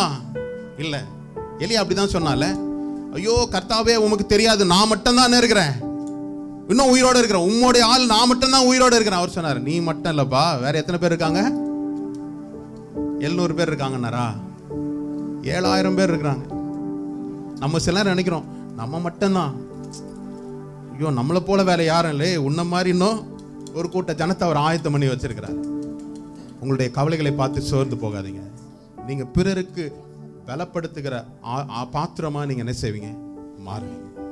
உங்களுடைய சூழ்நிலைகள் கர்த்தர் உங்களை உருவாக்கி அதன் பாதையில் வருகிறவர்களை நீங்க கை தூக்கி விடுவதற்கு கர்த்தர் உங்களை என்ன செய்வாரு? ஸ்திரப்படுத்தி கொண்டிருக்கிறார். உங்களுடைய பிரச்சனைகள் எவ்வளவு பெருசோ அதே போல உங்களுடைய ஆசீர்வாதமும் பெருசா தான் இருக்கும். ஹல்லேலூயா. இங்கு சொல்லப்பட்டது பாருங்க, தன் தகப்பனிடத்திலிருந்து ஆசீர்வாதத்தை வாங்கி கொள்கிறான், சந்தோஷப்படுகிறான். நான் சுதந்தரிக்க போகிற காரியங்கள் எல்லாம் கேட்டா, வானம் பனியை பொழியுது, பூமி தன் கனியை கொடுக்குது, திராட்சை ரசம் எல்லாம் என்ன செய்யுது?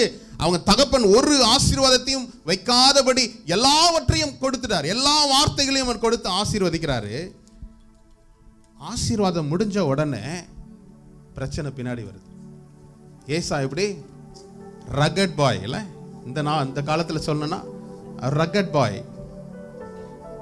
வந்த உடனே இவனுக்கு என்ன பண்ணணும்னு தெரியல, கண்டிப்பா கையில கிடைச்சுனா காலி. வாக்குத்தத்தம் உங்களுக்கு கிடைச்சிச்சுன்னா நீங்க முதல்ல என்ன தெரியுமா, உங்க வாழ்க்கையே காலின்ற மாதிரி தான் சூழ்நிலைகளை சத்ருவானவன் அமைச்சு கொடுப்பான். வாக்குத்தத்தத்தை வாங்கிட்டு வீட்டுக்கு வர்றதுக்குள்ள இவ்வளோ போராட்டமா? அப்போ நீங்க ஒன்று தீர்மானிக்கணும், இது கர்த்தரிடத்துல இருந்து தான் வருது. எப்பொழுது கர்த்தர் ஒரு சுதந்திரத்தை உங்களுக்கு கொடுக்கணும்னு நினைக்கிறாரோ, சத்ருவானவன் அதை பிடுங்க நினைப்பான். ஹல்லேலூயா. ஆனா அவனால பிடுங்க முடியாது. நம்ம தான் என்ன நினைக்கிறோம்? பயந்து கொடுத்துடுறோம். இல்ல, இந்த பிரச்சனையே வேணாம், இந்த வழியே வேண்டாம்னு என்ன செய்யறோம்? We'll give up the plan. தேவனுடைய திட்டத்தை நாம் அப்படியே விட்டு கொடுத்துடுறோம். விடாப்பிடியாய் நாம் பிடிச்சிருக்கும் போதுதான் உங்களுடைய சுதந்திரத்தை நீங்கள் சுதந்திரித்துக் கொள்ளும்படி கர்த்தர் உங்களுக்கு என்ன செய்வார்? பலனை கொடுப்பார். ஹல்லேலூயா. இந்த வருஷம் சொல்றேன், நித்திய மகிழ்ச்சி உங்கள் தலைமேல் இருக்கும். ஹல்லேலூயா. everlasting joy upon your heads. எப்பொழுதும் என்னுடைய தலையில் அந்த நித்திய மகிழ்ச்சி எனக்குள்ள இருக்கணும்னா, இந்த பிரச்சனைகள்லாம் வந்ததுன்னா என்ன செய்யக்கூடாது? டிஸ்டர்ப் பண்ணக்கூடாது. இல்ல, முக்கியமான வேலை செஞ்சுட்டு இருக்கும்போது சில சின்ன சின்ன இடைஞ்சல் வரும்போது நம்ம என்ன செய்வோம்? பெருசா கண்டுக்கவே மாட்டோம். பாருங்க, முக்கியமான ஒரு வேலை செய்றீங்க, இந்த வேலை செஞ்சனா உங்களுக்கு ஒரு பெரிய பலன் கிடைக்குது, மொபைல்ல டிங்னு ஒரு சவுண்ட் வந்தாலும் அதை பொருட்படுத்தவே மாட்டோம். அப்படிதானே? ஆனா பைபிள் படிக்கும்போது டிங்னு சவுண்ட் வந்துச்சுன்னா பைபிளை விட்டுட்டு இதை தான் எடுக்கிறோம். காரணம் என்ன தெரியுமா? என்னுடைய ப்ரையாரிட்டி, என்னுடைய முக்கியத்துவம் என்ன? என்னுடைய முக்கியத்துவம் எதுவோ அதை நான் விடாது பற்றிக் கொள்வேன்.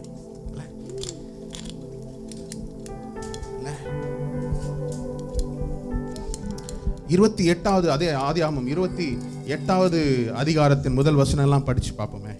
ஈசாக்கு யாக்கோபை அழைத்து அவனை ஆசீர்வதித்து, நீ கானானியனுடைய குமாரத்திகளில் பெண் கொள்ளாமல் எழுந்து புறப்பட்டு பதான் அராமில் இருக்கிற உன் தாயினுடைய தகப்பனாகிய பெத்துவேலுடைய வீட்டுக்கு போய் அவ்விடத்தில் உன் தாயின் சகோதரனாகிய லாபானின் குமாரத்திகளுக்குள் பெண் கொள் என்று அவனுக்கு கட்டளையிட்டான். ஹல்லேலூயா.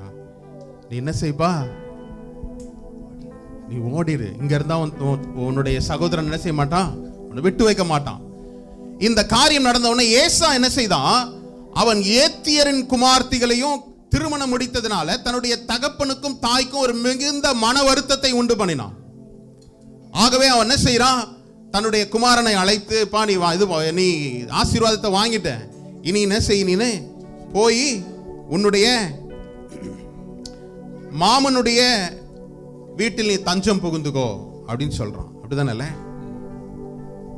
ஆமா.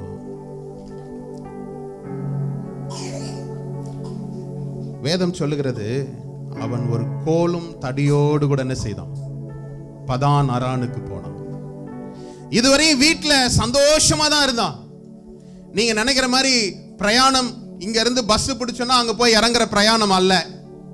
இங்க இருந்து ஒட்டகத்துல ஏறினா அங்க போய் இறங்குற பிரயாணம் அல்ல.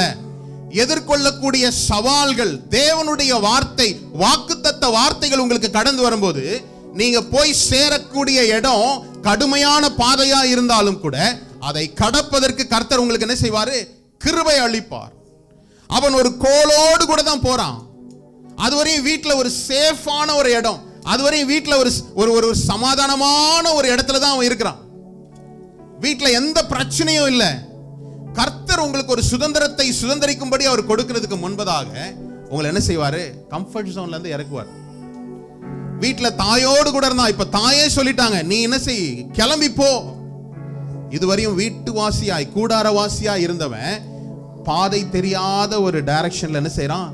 கடந்து போகிறான். இன்னைக்கு இருந்தது போல பல கேஜெட்ஸ் இல்ல. இங்க இருந்து நம்ம எங்க போகணும் டெஸ்டினேஷன் போட்டோம்னா உடனே என்ன செய்யுது? Take your left, take your right, if possible take you turn. அதெல்லாம் கிடையாது. அவன் வனாந்திரத்துல கைவிடப்பட்டது போல ஒரு தனி நபராய் கடந்து போனான். நல்லா சிந்திச்சு பாருங்க. தேவனுடைய வார்த்தை எனக்கு வரும்போது நான் குடும்பமாய் இருந்தாலும் சரி, ஆனால் தனியாய் கடந்து போறதற்கு ஒரு சூழ்நிலையை கர்த்தர் உங்களுக்கு என்ன செய்வாரு? அமைத்து கொடுக்கிறார். கணவனும் மனைவியுமா ஒரே வீட்டில் இருக்கலாம், ஆனால் கர்த்தர் உங்களோடு கூட இடைப்படும் போது உங்களுடைய தாக்கத்தை தேவன் உங்களோடு கூட பேசுகின்ற, தேவன் உங்களோடு உங்களை உணர்த்துகின்ற காரியத்தை கூட நீங்க ஷேர் பண்ண முடியாதபடி, அதுதான் கர்த்தருக்கும் உங்களுக்கும் உள்ள உறவு, ஐக்கியம். நான் சொல்லலாம், தேவன் எனக்கு இதை வெளிப்படுத்தினார், நல்லா சொல்லலாம். ஆனால் நீங்கள் பெற்றுக்கொண்ட அனுபவத்தை கர்த்தருக்கும் உங்களுக்கு மட்டும்தான் செய்ய முடியும், புரிந்து கொள்ள முடியும். ஹல்லேலூயா. இவனுடைய வாழ்க்கை தேவனுடைய ஆசீர்வாதத்தை பெற்றுக்கொண்டா, ஆனால் அந்த ஆசீர்வாதத்தை பெற்றுக்கொண்ட நாள் முதல் அவனுடைய வாழ்க்கையில தனித்து விடப்பட்டது போலதான் பிரயாணம். அவனுடைய கம்ஃபர்ட் ஜோனை விட்டு கர்த்தர் எடுக்கிறார். என்னுடைய வாழ்க்கையில இதுவரையும் கம்ஃபர்ட்டா நான் இருக்கிறேன் அப்படின்னா கர்த்தர் ஒரு குறித்த காலம் வரையும் வச்சிருக்கிறார். மோசேக்கு 40 இயர்ஸ் எங்க இருந்தா? ஆமா, அரண்மனையில நல்ல சாப்பாடு, நல்ல படிப்பு, நல்லதான் இருந்தது. 40 வருஷம் எங்க இருந்தா? அப்படியே நேர்மாறான ஒரு வாழ்க்கை. அப்படியே டவுன்ல இறங்கி வந்து ஆடு மேய்க்க வந்துட்டான். அடுத்த 40 எங்க? முதல்ல கம்ஃபர்ட் ஜோன்ல தான் இருந்தான். நீங்க கம்ஃபர்ட் ஜோன்ல இருந்தா ஜாக்கிரதையா இருங்க. எப்ப வேணாலும் கர்த்தர் என்ன செய்வாரு? கழுகு தன்னுடைய குஞ்சுகளை என்ன செய்து முட்டை போடுவதற்கு முன்பதாக அதற்கு பெட்டை பார்த்தீங்கன்னா எக்ஸ்ட்ரா சாஃப்ட் பெட் தான் உருவாக்குது. தன்னுடைய ஃபெதர்ஸ் எல்லாம், தன்னுடைய இறகுகளை எல்லாம் பிரிச்சு அதுக்கு அழகான ஒரு மெத்தையை உண்டு பண்ணி தான் முட்டையிடுது. குஞ்சு பொரிச்ச உடனே அந்த குஞ்சை அழகா தான் பராமரிக்குது. ஆனால் ஒரு காலம் வரும், நீ பறக்கக்கூடிய காலத்திற்கு முன்பதாக அந்த கூட்டை என்ன செய்து தன்னுடைய கால்களாலே கலைக்குது. கீழே விழும்போது தான் அது என்ன செய்து பறக்க தொடங்குது.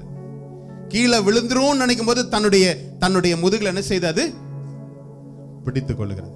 கர்த்தர் கூட சில நேரங்களில, சில காலங்களில நம்ம ஒரு கம்ஃபர்ட் ஜோன் சுகமாதான் இருக்குது. ஆனால் கர்த்தருடைய சுதந்திரத்தை சுதந்திரிப்பதற்கு கர்த்தர் சில காரியங்களை அனுமதிக்கிறார். சில கம்ஃபர்ட் ஜோனை விட்டு கர்த்தர் உங்களை என்ன செய்கிறார்? ஹல்லேலூயா. காரணம் என்ன தெரியுமா?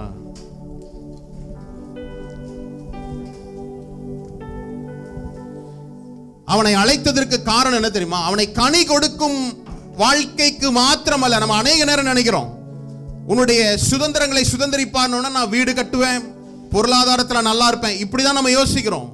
ஆனால் தேவன் அவனை அழைத்ததற்கு நோக்கம் என்ன தெரியுமா? நீ கோத்திர பிதாக்களின் தகப்பனா இருப்ப, கோத்திரங்களின் பிதாவா இருப்ப. கர்த்தர் நமக்கு கொடுக்கின்ற சில சுதந்திரங்கள், நாம் இந்த மண்ணுக்குரிய காரியங்களை மாத்திரம் யோசிக்கிறோம். ஆனால் மண்ணுக்குரியதை காட்டிலும் அவர் விண்ணுக்குரிய காரியங்களை அவர் என்ன செய்றார்? உங்கள் மூலமா, என் மூலமா செயல்படுத்துகிறார். நாம் ஏதோ ஒரு பொருள் சார்ந்த காரியங்களை மாத்திரம் சுதந்திரிப்பதற்கு கர்த்தர் எனக்கு கொடுக்கிறார் இல்ல, அது ஒரு பகுதி தான். ஆனால் அதை காட்டிலும் அவருடைய சித்தத்தை பூமியில் நிறைவேற்றுவதற்காக உங்களுக்கு அந்த சுதந்திரத்தை என்ன செய்றார்? கொடுக்கிறார். ஆசீர்வாதம் கேட்ட உடனே வீட்டில இருந்து ஓடும்படியான ஒரு சூழல் அமைஞ்சிச்சு இல்ல. அப்புறம் பாருங்க, இரண்டாவது அவனுக்கு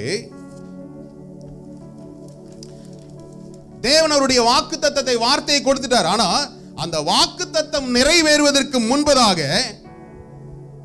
அவன் ஆவிக்குரிய சுதந்திரத்தை பெற்றுக்கொண்டான். தேவன் எனக்கு கொடுக்கின்ற சுதந்திரங்களை நான் சுதந்திரித்துக் கொள்வதற்கு முதலாவது ஆவிக்குரிய சுதந்திரத்தை அவன் என்ன செய்தான்? பெற்றான். ஆதியாகமம் 28ஆம் அதிகாரத்துல 12ஆம் வசனத்தை வாசிக்கலாம். அங்கே அவன் ஒரு சொப்பனம் கண்டான். இதோ ஒரு ஏணி பூமியிலே வைக்கப்பட்டிருந்தது, அதன் நுனி வானத்தை எட்டியிருந்தது. அதிலே தேவதூதர் ஏறுகிறவர்களும் இறங்குகிறவர்களுமாய் இருந்தார்கள். அதற்கு மேலாக கர்த்தர் நின்று, நான் உன் தகப்பனாகிய ஆபிரகாமின் தேவனும் ஈசாக்கின் தேவனுமாகிய கர்த்தர், நீ படுத்திருக்கிற பூமியை உனக்கும் உன் சந்ததிக்கும் தருவேன். உன் சந்ததி பூமியின் தூளை போல் இருக்கும். நீ மேற்கேயும் கிழக்கேயும் வடக்கேயும் தெற்கேயும் பரம்புவாய். உனக்குள்ளும் உன் சந்ததிக்குள்ளும் பூமியின் வம்சங்கள் எல்லாம் ஆசீர்வதிக்கப்படும். நான் உன்னோட இருந்து போகிற இடத்திலெல்லாம் உன்னை காத்து இந்த தேசத்துக்கு உன்னை திரும்பி வர பண்ணுவேன். நான் உனக்கு சொன்னதை செய்யும் அளவும் உன்னை கைவிடுவதில்லை என்றார். ஹல்லேலூயா. எத்தனை பேர் இந்த வசனத்தை தெளிவா கேட்டீங்க? சொல்லப்பட்ட வார்த்தை பாருங்களேன். இவன் தகப்பன் தாயினுடைய சொல்ல கேட்டு போறான். வனாந்திரம், நைட்டு படுக்கக்கூடிய நேரம் ஆயிடுச்சு. சூரியன் அஸ்தமிக்கும் வேளையில் அவன் ஒரு கல்லை எடுத்துட்டு என்ன செய்யறான்? தலகான மாதிரி. அப்பதான் ஆசீர்வாதத்தை கேட்டான். என்னது? வானத்தின் பனி உனக்கு பெய்யும், பூமியின் கனிகள் உனக்கு தரும், எல்லாம் கிடைக்கும். ஆனா இப்போ கல்லு தான் கிடைச்சது. கர்த்தாவே நீர் இப்படிலாம் சொன்னீரே, ஆனா எனக்கு கிடைச்சது இதுதானே இல்ல. அவன் என்ன செய்தான்? அதுல உட்காந்து படுக்கிறான், தூங்குறான். சொப்பனத்தில் என்ன செய்கிறான்? ஒரு சொப்பனத்தை கர்த்தர் கொடுக்கிறார். சொப்பனத்தின் வாயிலாக கர்த்தர் அவனுக்கு கொடுக்க போகின்ற சுதந்திரத்தை முதலாவது தகப்பன் வாயிலிருந்து வந்த வார்த்தை, இரண்டாவது கர்த்தரே அதை என்ன செய்தாரு? உறுதிப்படுத்தினார். நீங்க சுதந்திரிக்க போகின்ற காரியங்கள் ஒருவேளை தீர்க்க தரிசன வார்த்தைகளாய் உங்களுக்கு கடந்து வரலாம். ஆனால் அதே வார்த்தையை கர்த்தர் உங்களுக்கு சொன்னால் அது கட்டாயம் என்ன செய்யும்? நிறைவேறும். தேவன் சொன்ன வார்த்தை உங்களுடைய வாழ்க்கையில நிறைவேறும். அவர் சொன்ன என்ன சொன்னாரு பாருங்க. அவர் சொல்றாரு, உன் தகப்பன் 13வது வசனத்துல, அதற்கு மேலாக கர்த்தர் நின்று, நான் உன் தகப்பனாகிய ஆபிரகாமின் தேவனும் ஈசாக்கின் தேவனுமாகிய கர்த்தர், நீ படுத்திருக்கிற பூமியை உனக்கும் உன் சந்ததிக்கும் தருவேன். ஹல்லேலூயா. அவர் சொல்றாரு, நான் உன் தகப்பனாகிய ஆபிரகாமின் தேவன், ஈசாக்கின் தேவன். ஆகவே அவர்களுக்கு என்னெல்லாம் வாக்குத்தத்தம் பண்ணனோ அந்த வாக்குத்தத்தத்தை உன் வாயிலாக நான் செயல்படுத்துவேன். நீ இருக்கிற இந்த தேசத்தை உனக்கு நான் என்ன செய்வேன்? உன் சந்ததிக்கும் கொடுப்பேன். ஆபிரகாமுக்கு கொடுத்த வாக்குத்தத்தம் ஈசாக்கினுடைய வாழ்க்கையில் அது நடக்கல. யாக்கோபினுடைய வாழ்க்கையில் அது என்ன செய்து? அவனுக்கு மாத்திரமல்ல, அவனுக்கு பின் வரும் சந்ததிக்கும் நான் இதை என்ன செய்வேன்? எத்தனை பேர் இஸ்ரவேலின் சந்ததி? ஹல்லேலூயா, ஹல்லேலூயா. தயக்கமே வேணாம். இஸ்ரவேலினுடைய அந்த சந்ததிக்கு நான் இவை தருவேன் என்று சொல்றாரு. அப்புறம் அவர் சொல்றாரு, உன்னுடைய சந்ததி நீ மேற்கேயும் கிழக்கேயும் வடக்கேயும் தெற்கேயும் பரம்புவாய், உனக்குள்ளும் உன் சந்ததிக்குள்ளும் பூமியின் வம்சங்கள் எப்படி இருக்குமா? சொல்லுங்க உங்க பிள்ளைகளை பார்த்து, நீ ஆசீர்வாதமா இருப்ப. ஹல்லேலூயா. உங்க பிள்ளைங்க பக்கத்துல இருந்தா தொட்டு சொல்லுங்க, நீ ஆசீர்வாதமா இருப்ப. ஹல்லேலூயா. தகப்பன் தாயினுடைய ஆசீர்வாதம் குழந்தைகளுடைய தலையில் என்ன செய்யும்? தங்கும். அப்போ அவர் சொல்றாரு, உன்னுடைய பிள்ளைகள், உன்னுடைய சந்ததி வடக்கே தெற்கே கிழக்கே மேற்கே பரம்புவாய், உன்னுடைய சந்ததி ஆசீர்வாதமா இருக்கும். இல்ல சில நேரம் கோவப்பட்டு நம்ம சில காரியங்கள் பேசிடுவோம்ல, அது உடனே நம்ம கடவுள்கிட்ட போயிட்டு லார்ட் ஐ கேன்சல் இட்னு சொல்றோம், லார்ட் ஃபர்கிவ் மீ சொல்றோம். ஆனால் கூடுமானவரை வார்த்தைகளை கை கொள்வது ரொம்ப ஜாக்கிரதையா இருக்கு. கர்த்தர் சொன்ன வார்த்தை உன்னுடைய சந்ததி இப்படி ஆசீர்வதிக்கும். 15வது வசனம் ரொம்ப முக்கியமான வசனம். நான் உன்னோட இருந்து நீ போகிற இடத்திலெல்லாம் உன்னை காத்து இந்த தேசத்துக்கு உன்னை திரும்பி வர பண்ணுவேன். நான் உனக்கு சொன்னதை செய்யும் அளவும் உன்னை கைவிடுவதில்லை என்றார். ஹல்லேலூயா. இந்த வார்த்தையை கேளுங்க. உன்னோடு இருந்து நீ போகிற இடத்துல எல்லாம் உன்னை என்ன செய்வேன்? காத்து கொள்வேன். இந்த தேசத்துக்கு உன்னை திரும்பி வர பண்ணுவேன். நான் சொன்னதை செய்யும் வரை உன்னை என்ன செய்ய போறதில்லை. ஹல்லேலூயா. நான் உன்னோடு இருந்து உன்னை காத்துக்கொள்வேன் அப்படின்றார். இவன் போன இடத்துல எப்படி இருந்தது? இன்னும் அதிகமான பிரச்சனைகள், பாடுகள். எத்தனை பேர் புரியுது? கர்த்தர் சொல்ற, நான் உன்னோட இருப்பேன்பா. சில நேரங்கள் நாம் போகின்ற பாதைகளை, கர்த்தாவே நீர் இருக்கிறீரா, நீர் சொன்ன அந்த வார்த்தை இப்படி சொல்லுது, ஆனா நீ இருக்கிறதா எனக்கு ஒரு அடையாளமே இல்லையே. இல்ல, அவன் தன்னுடைய மாமனுடைய வீட்டுக்கு போன உடனே இவன் நினைச்சான் நம்ம தான் ஸ்மார்ட்னு. அவனுக்கு அங்க ஒருத்தனை வச்சான். நம்ம தான் எத்தன்னு பார்த்தா இவன் எத்தனுக்கு எத்தன் ஜித்தனா இருக்கிறானே. நம்மளே பெரிய ஆளுன்னு பார்த்தா நமக்கு மேல ஒரு ஆள் இருக்கானே. வந்த உடனே வந்ததுடா வந்தான் ஒரு ஆளுன்ட்டு செய்யிட்டான். 20 வருஷம் அவனுடைய இளமையை, உழைப்பை என்ன செய்தான்? சுதந்திரித்து கொண்டான். அவன் இழுத்து கொண்டான்.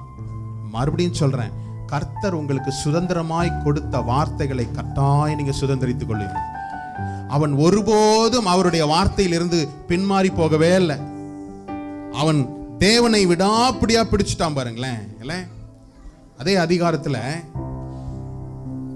அவன் சொல்றான், தேவனை சந்தித்த பிறகு அவன் பார்க்கறான், தேவன் வானத்துல இருந்து தேவ தூதர்கள் ஏணியில இறங்குறதும் ஏறுறதும் பார்த்தான். அவன் சொல்றான், இது வானத்தின் வாசல், வாசல், வானத்தின் வாசல் அப்படின்னு சொல்லிட்டு 21-22 வசனங்களை பார்க்கலாம். என்னை என் தகப்பன் வீட்டுக்கு சமாதானத்தோட திரும்பி வர பண்ணுவார். ஆனால் கர்த்தர் எனக்கு தேவனாய் இருப்பார்.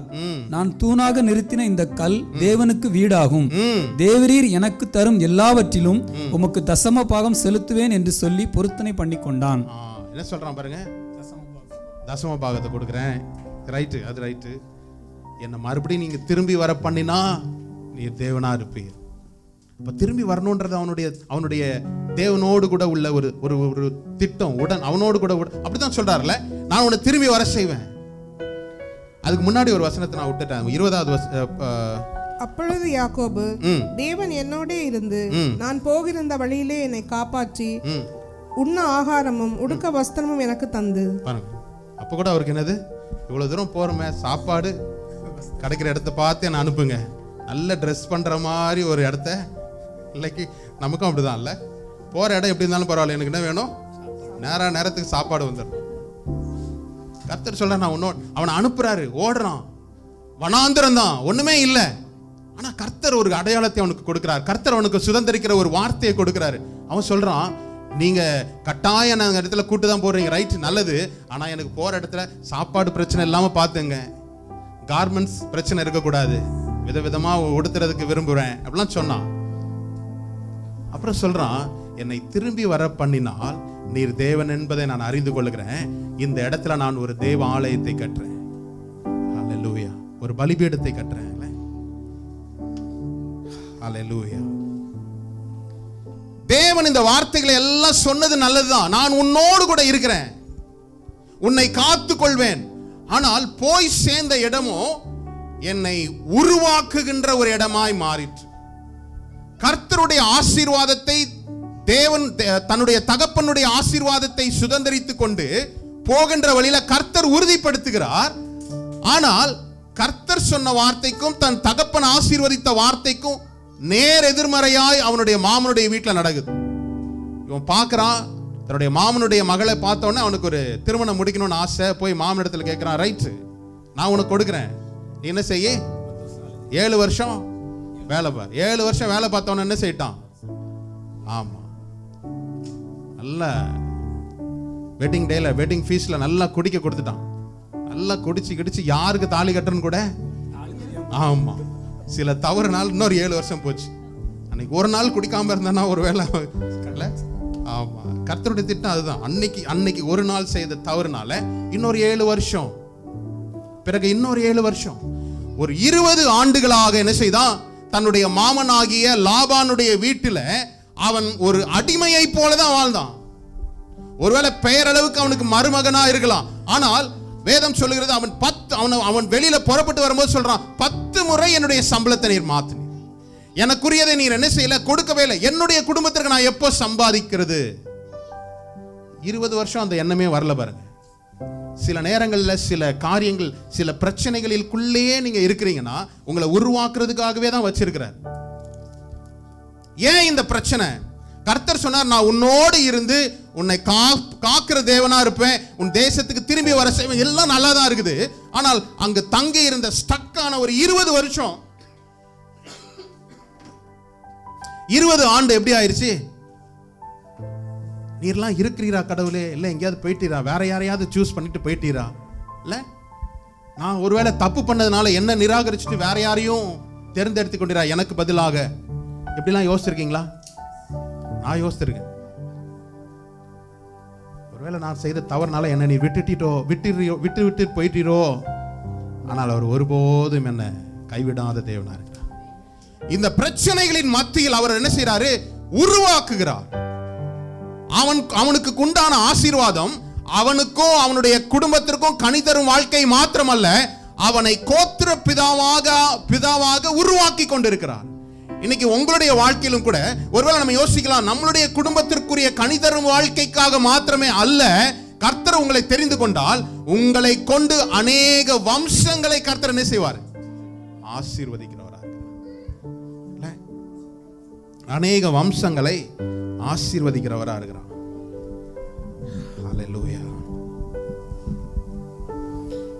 15வது வசனத்தை கூட படிக்கலாம். படிச்சிட்டோமா? 15வது வசனம் மறுபடியும் படிக்கலாம். நான் உன்னோட இருந்து நீ போகிற இடத்தில் எல்லாம் உன்னை காத்து இந்த தேசத்துக்கு உன்னை திரும்பி வர பண்ணுவேன், நான் உனக்கு சொன்னதை செய்யும் அளவும் உன்னை கைவிடுவதில்லை என்றார். ஹல்லேலூயா.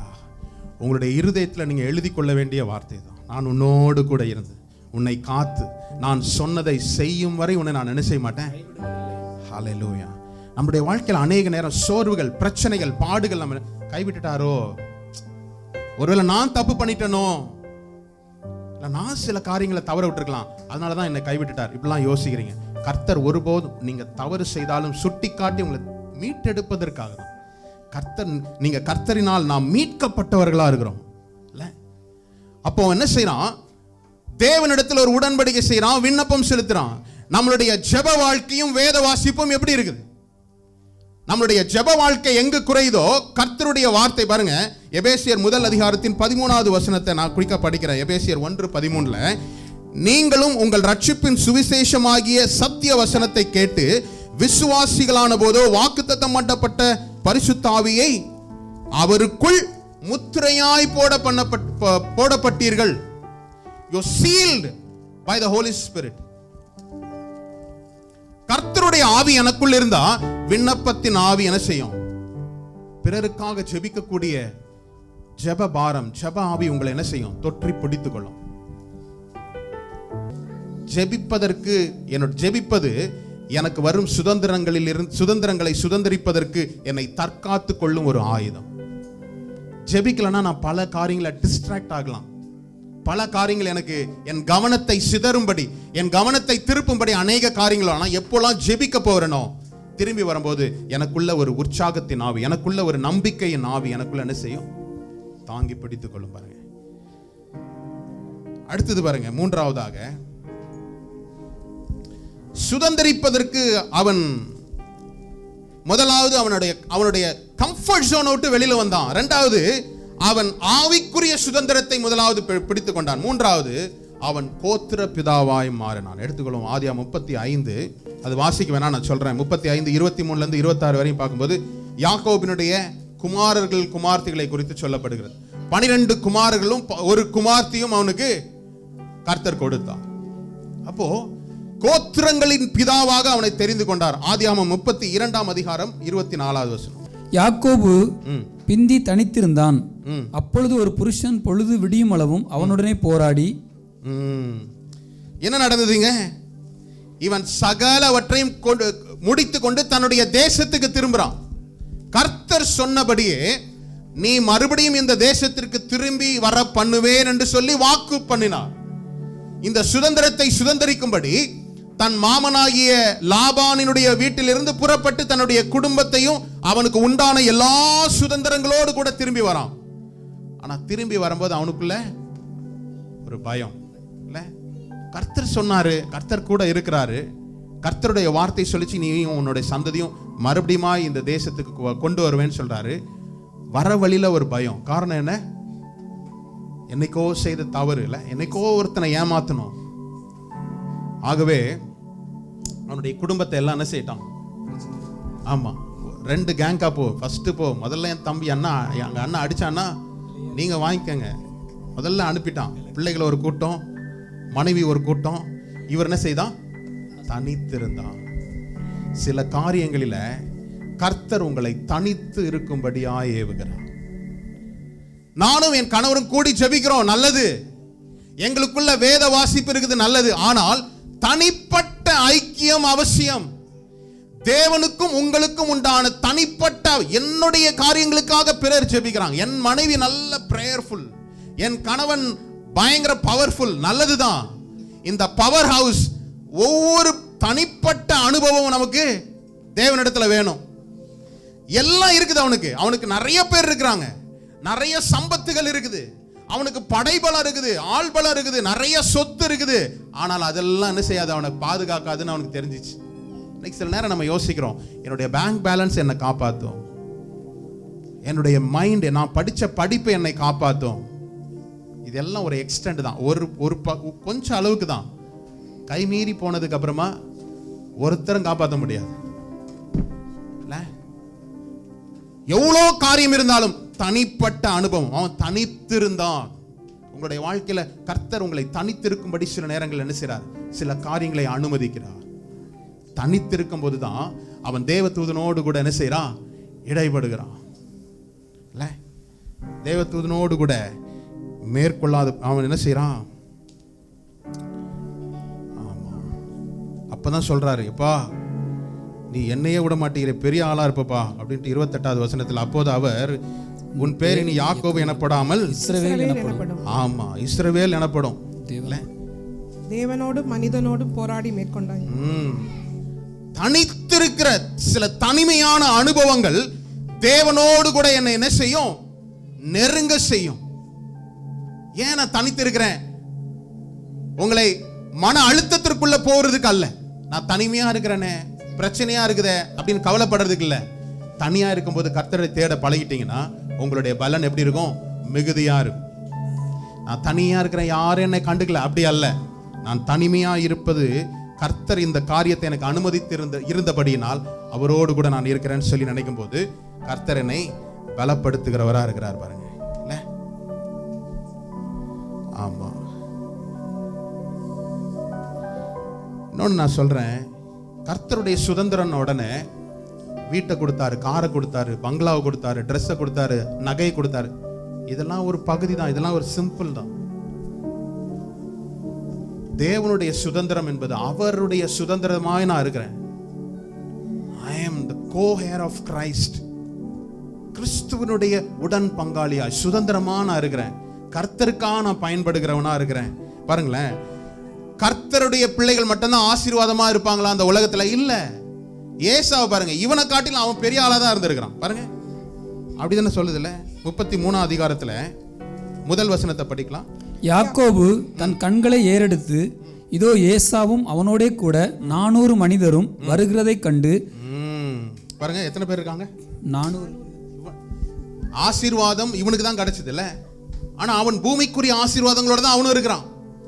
ஒருவேளை பூமிக்குரிய ஆசீர்வாதங்கள் மட்டும்தான் ஆசீர்வாதம் நினைச்சனா உங்களுடைய கணிப்பு தவறு. கர்த்தரை நான் ஆசீர்வதிச்சா நான் இந்த கார்ல தான் போவேன், இந்த மாதிரிலாம் இருந்தாதான் கர்த்தர் ஆசீர்வச்சு, அது அல்லவே அல்ல. கர்த்தருடைய ஆசீர்வாதம் என்பது அதை காட்டிலும் மேலானது. என்ன நடந்தது தெரியுமா? இவன் அந்த தேசத்துக்கு வரான், 2 பேரும் சேர்ந்து அந்த தேசத்துல வாழ முடியல. ஏன்னா ஒரு மிகுந்த திரட்சி 2 பேருக்கும் உண்டானதுனால என்ன நடந்தது பாருங்க. ஆதியாகமம் 36 அதிகாரத்தில் 7, 8 வசனம். 36, 7 மற்றும் 8 வசனம். அவர்களுடைய சம்பத்து மிகுதியாய் இருந்தபடியினால் அவர்கள் ஒருமித்து கூடியிருக்க கூடாமல் போயிற்று. அவர்களுடைய மந்தைகளின் நிமித்தமாய் அவர்கள் தங்கியிருந்த பூமி அவர்களை தாங்க கூடாததாய் இருந்தது. சரி, அடுத்த வசனம். ஆதலால் ஏசா சேயீர் மலையில் குடியேறினான். ஏசாவுக்கு ஏதோம் என்றும் பெயர். போதும். என்னது? இவங்க 2 பேரும் வந்துட்டாங்க. தேவன் சொன்னாரு, நான் உன்னையும் உன்னுடைய சந்ததியை ஆசீர்வதித்து இந்த தேசத்திற்கு திரும்பி வர பண்ணுவேன். அங்கு பலத்த ஜாதியா இருக்கிறது யாரு? இவனோட பவர்ஃபுல்லா இருக்கிறது யாரு? ஏசா. 2 பேரும் ஒன்னா வசிக்கிறாங்க. அப்புறம் அவனே சொல்லிட்டான், எப்பா நம்ம 2 பேரும் வசிக்கிறதுக்கு இங்க இடம் இல்லை, நான் என்ன செய்யறேன்? கிளம்புறேன். இந்த தேசம் கர்த்தர் சுதந்திரமாய் கொடுத்த வார்த்தையை சுதந்திரிப்பதற்கு இவன் இவ்வளோ பாடுகள் என்ன செய்ய வேண்டியிருந்தது? பாதைகளை கடக்க வேண்டியதா இருந்தது. கர்த்தர் முதலே சொல்லிட்டார், நீ போற, இப்ப போற, ஆனா உன்னையும் உன்னுடைய சந்ததியும் நான் திரும்பி வந்து இந்த தேசத்தை உனக்கு சுதந்திரமா கொடுப்பேன்னாரு. ஆனால் இடைப்பட்ட காலத்தில் இவ்வளவு பிரச்சனைகள் இருந்தாலும் கூட அவன் அமைதியாய் கர்த்தருடைய வார்த்தைக்கு கீழ்ப்படிந்து நடந்ததுனால திரும்பி வர பண்ணா அந்த தேசத்துல பெரிய எஸ்டாப்ளிஷா இருந்தவங்களும் என்ன செய்தாரு கர்த்தர்? அவன் சேயீர் மலைக்கு போயிட்டான், மலை தேசத்துக்கு போயிட்டான். இன்னைக்கு உங்களை பார்த்து சொல்றேன், உங்களோட வேலை ஸ்தலத்துல, உங்களுடைய தனிப்பட்ட வாழ்க்கையில், உங்களுடைய வாழ்க்கையில இவங்கெல்லாம் பெருசு, இவங்கெல்லாம் எனக்கு முன்பதாக பெரிய ஆட்கள் நினைச்சா கூட அவங்கள அப்படியே தூக்கி போட்டு உங்களை கொண்டு போய் என்ன செய்வார்? அல்லேலூயா. இவர்களெல்லாம் நம்ம போட்டி போட முடியுமா? இவர்களெல்லாம் நம்ம கம்பீட் பண்ண முடியுமான்னு ஒருவேளை நீங்க யோசிக்கலாம். கர்த்தருக்கு உங்களுக்கு சுதந்திரமாய் ஒரு வார்த்தையை கொடுத்தார்னா அதை சுதந்திரிப்பதற்கு கர்த்தரே காரியங்களை வாய்க்குச்சு. அவர் சொன்னார்ல, என் கையினால் நான் சொன்னதை நிறைவேற்றும் வரையில என் கையினால் அதை என்ன செய்வேன்? நீங்க உங்களை பார்த்து சொல்றேன், கர்த்தர் அதை உங்களுக்காக செய்வார். ஹல்லேலூயா. சுதந்திரமாய் கொடுத்ததை அவரே உங்களுடைய காரியங்களை செய்வார். சீயோன் மலை தான் நம்ம பார்க்கோம். சீயோன், கர்த்தரால் மீட்கப்பட்டவர்கள் சீயோனுக்கு திரும்பி பார்த்தோம். சீயோன் பர்வதம் தப்பி இருப்பார்கள் உண்டு, பரிசுத்தமாக இருப்பார்கள். யாக்கோபின் சந்தையார் தங்கள் சுதந்திரத்தை, நல்லா கவனமா கேளுங்க, upon Mount Zion there shall be deliverance, there shall be holiness, the house of Jacob shall possess all the possession. திருப்பிக் கொள்ளும் ஒரே ஒரு வசனத்தை வாசித்து நாம் ஜெபிக்கலாம். எபிரேயர் 12ஆம் அதிகாரத்துல 22, 24ஆம் வசனத்தை நாம் வாசிக்கலாம். நீங்களோ சியோன் மலையினிடத்திற்கும் ஜீவனுள்ள தேவனுடைய நகரமாகிய பரம எருசலேமிடத்திற்கும் ஆயிரமான தேவதூதர்களிடத்திற்கும் பரலோகத்தில் பேரெழுதி இருக்கிற முதற் பேரானவர்களின் சர்வ சங்கமாகிய சபையினிடத்திற்கும் யாவருக்கும் நியாயாதிபதியாகிய தேவனிடத்திற்கும் பூரணமாக்கப்பட்ட நீதிமான்களுடைய ஆவிகளிடத்திற்கும் புது உடன்படிக்கையின் மத்தியஸ்தராகிய இயேசுவினிடத்திற்கும் ஆபேலுடைய ரத்தம் பேசினதை பார்க்கிலும் நன்மையானவர்களை பேசுகிற ரத்தமாகிய தெளிக்கப்படும் ரத்தத்தினிடத்திற்கும் வந்து சேர்ந்தீர்கள். ஹல்லேலூயா. கர்த்தருடைய இரத்தத்தினால் ஏற்பட்ட உடன்படிக்கையின்படி இன்னைக்கு சியோனிலே வந்து சேரும் ஸ்லாக்கியத்தை கர்த்தர் உங்களுக்கு. ஹல்லேலூயா. எத்தனை பேர் விசுவாசிக்கிறீங்க? இன்னைக்கு ஒரு ஒரு ஒரு ஒரு ஒரு பிசிக்கலான ஒரு எருசலேம் இல்ல, ஆனால் அந்த எருசலேமை காட்டிலும் இரத்தத்தினால் உண்டாக்கப்பட்ட புதிய உடன்படிக்கையினால் நீங்க என்ன செய்யப்பட்டிருக்கோம்? அந்த இரத்தம் நமக்காக என்ன செய்கிறதா? நன்மையானதை பேசுகிறதா. ஆபேலின் இரத்தம், the blood of Abel speak vengeance against his brethren, but the blood of Jesus speak good thing about you. இயேசு கிறிஸ்துவின் இரத்தம் உங்களுக்காகவும் எனக்காகவும் இன்றும் பரிந்து பேசிக் கொண்டிருக்கிறது. ஹல்லேலூயா. அவரால் நாம் பெற்றுக்கொண்ட வாக்குத்தத்தம் சுதந்தரித்துக் கொள்வதற்கு நாம் இன்னும் கூட அவரையே சார்ந்திருப்போம் என்றால் ஏற்ற காலத்தில் அவர் அதை செய்து முடிப்பார். ஒரு விஷயம் நாம் எழுந்திருப்போமா? நீ உன் சுதந்திரத்தை சுதந்தரிப்பாய். நல்லா இருக்குது கேட்கறதுக்கு. கர்த்தாவே, அதற்குரிய பலனையும் கர்த்தர் உங்களுக்கு கொடுப்பார். அதற்குரிய ஆசீர்வாதங்களை கர்த்தர். ஒரு விசை கர்த்தாவே, இந்த நாளில் நாங்கள் கேட்ட இந்த வார்த்தையின்படி அப்பா எங்களை நீர் உருவாக்கும். நீ கிழக்கேயும் வடக்கேயும் மேற்கேயும் தெற்கேயும் பரம்புவா என்று சொன்னீரே அப்பா. எங்களுடைய சன்னதி, எங்களுடைய சந்ததியை நீர் ஆசீர்வதிப்பேன் என்று சொன்னீரே. இந்த வார்த்தைகள் எல்லாம் எங்க வாழ்க்கையில மெய்யாய் மாறட்டும் கர்த்தாவே.